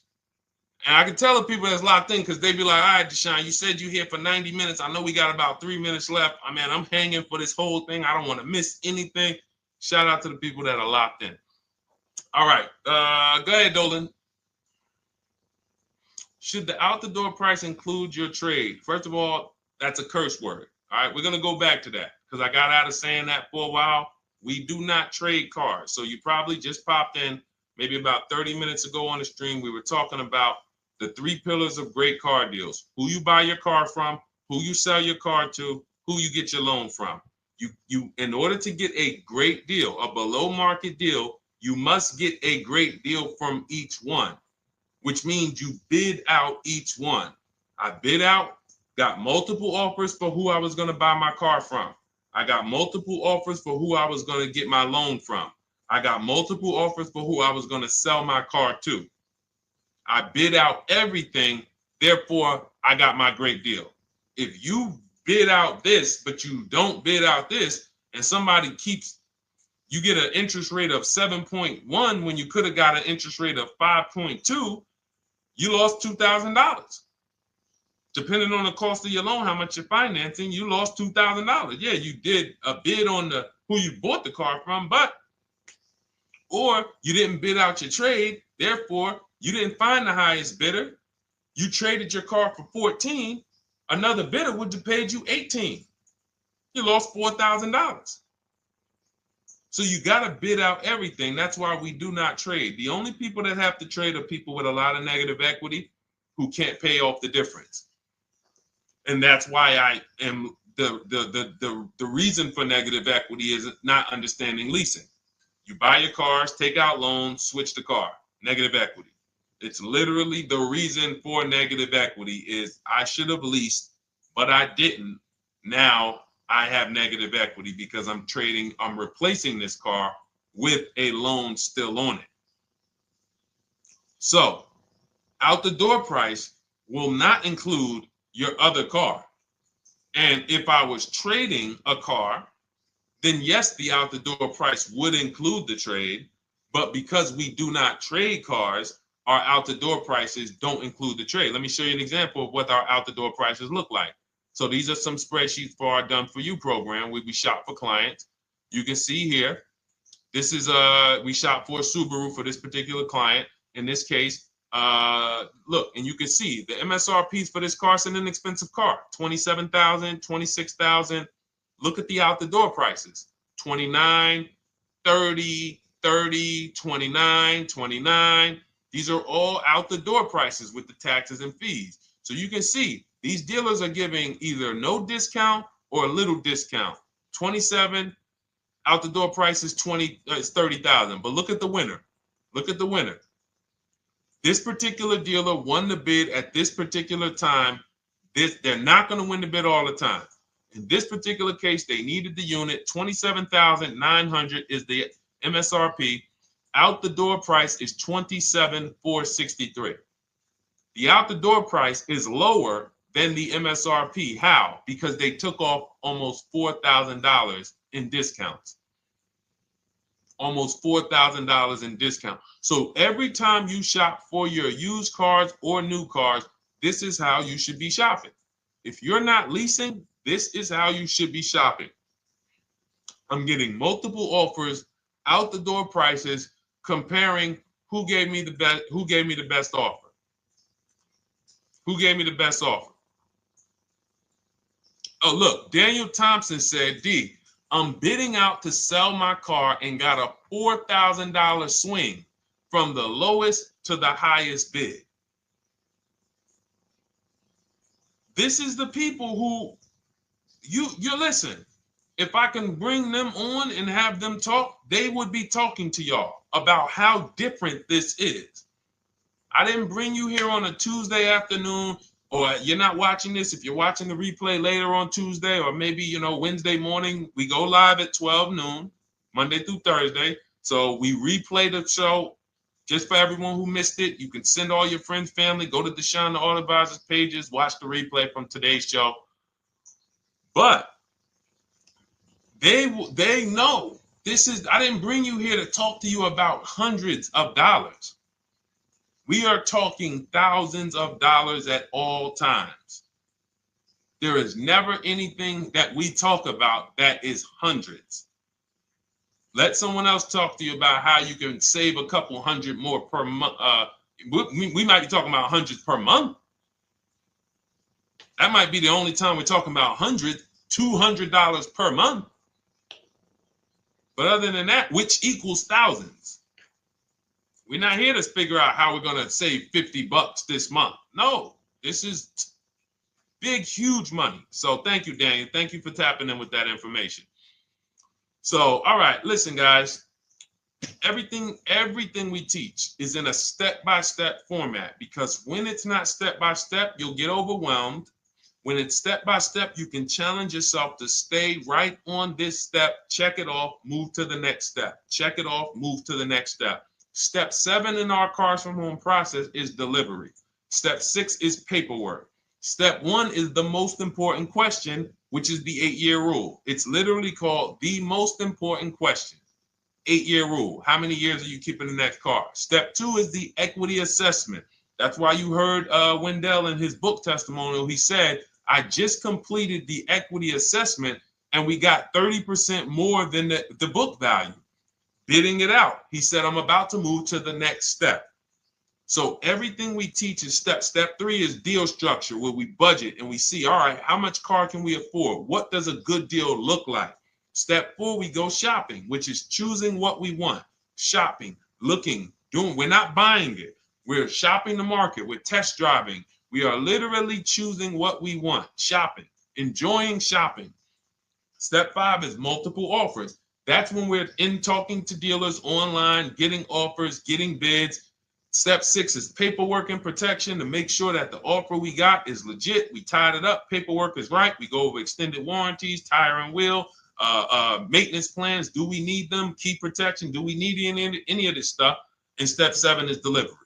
It is a step-by-step path. That is how people win. They're not coming into some college to learn how to be a car salesman or to learn everything I know. No, it's a path. So if you want the blueprint in book form, that's my digital book, Cars from Home, 7 Steps of Saving Time, Money, and Avoiding Dealerships. Normally $97, part of our 30-minute welcome offer. You can get yours for $24 in my TikTok bio, Instagram bio, the YouTube comments, and the Facebook comments.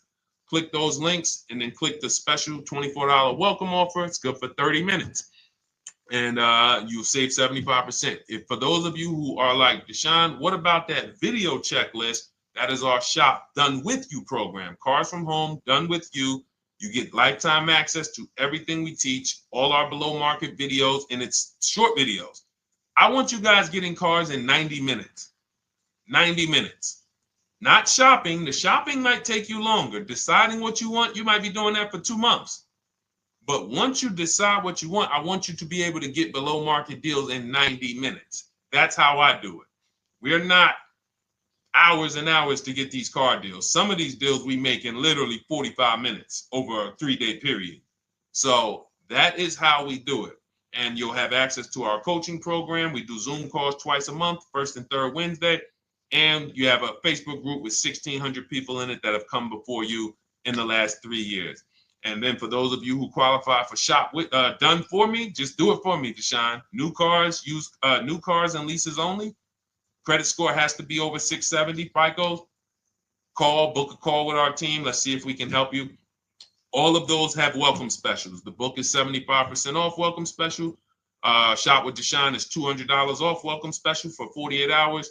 And done for you is $300 off for 72 hours. All welcome specials for people to say, all right, I'm taking action. I'm going to take advantage of a lower investment for taking action immediately. And for those of you who you're still new here, you're like, Deshone, I like the information, but I need to get, can I get some free advice first? Let me test out some free advice. You can, of course, go download our cheat sheets, and that's there as well. All of that is in the Cars from Home Toolkit.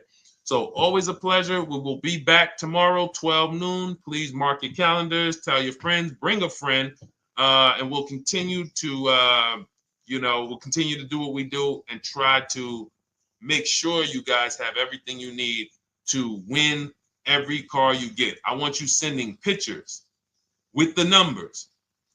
You know you've done it right when every car you get, you have pictures with the numbers.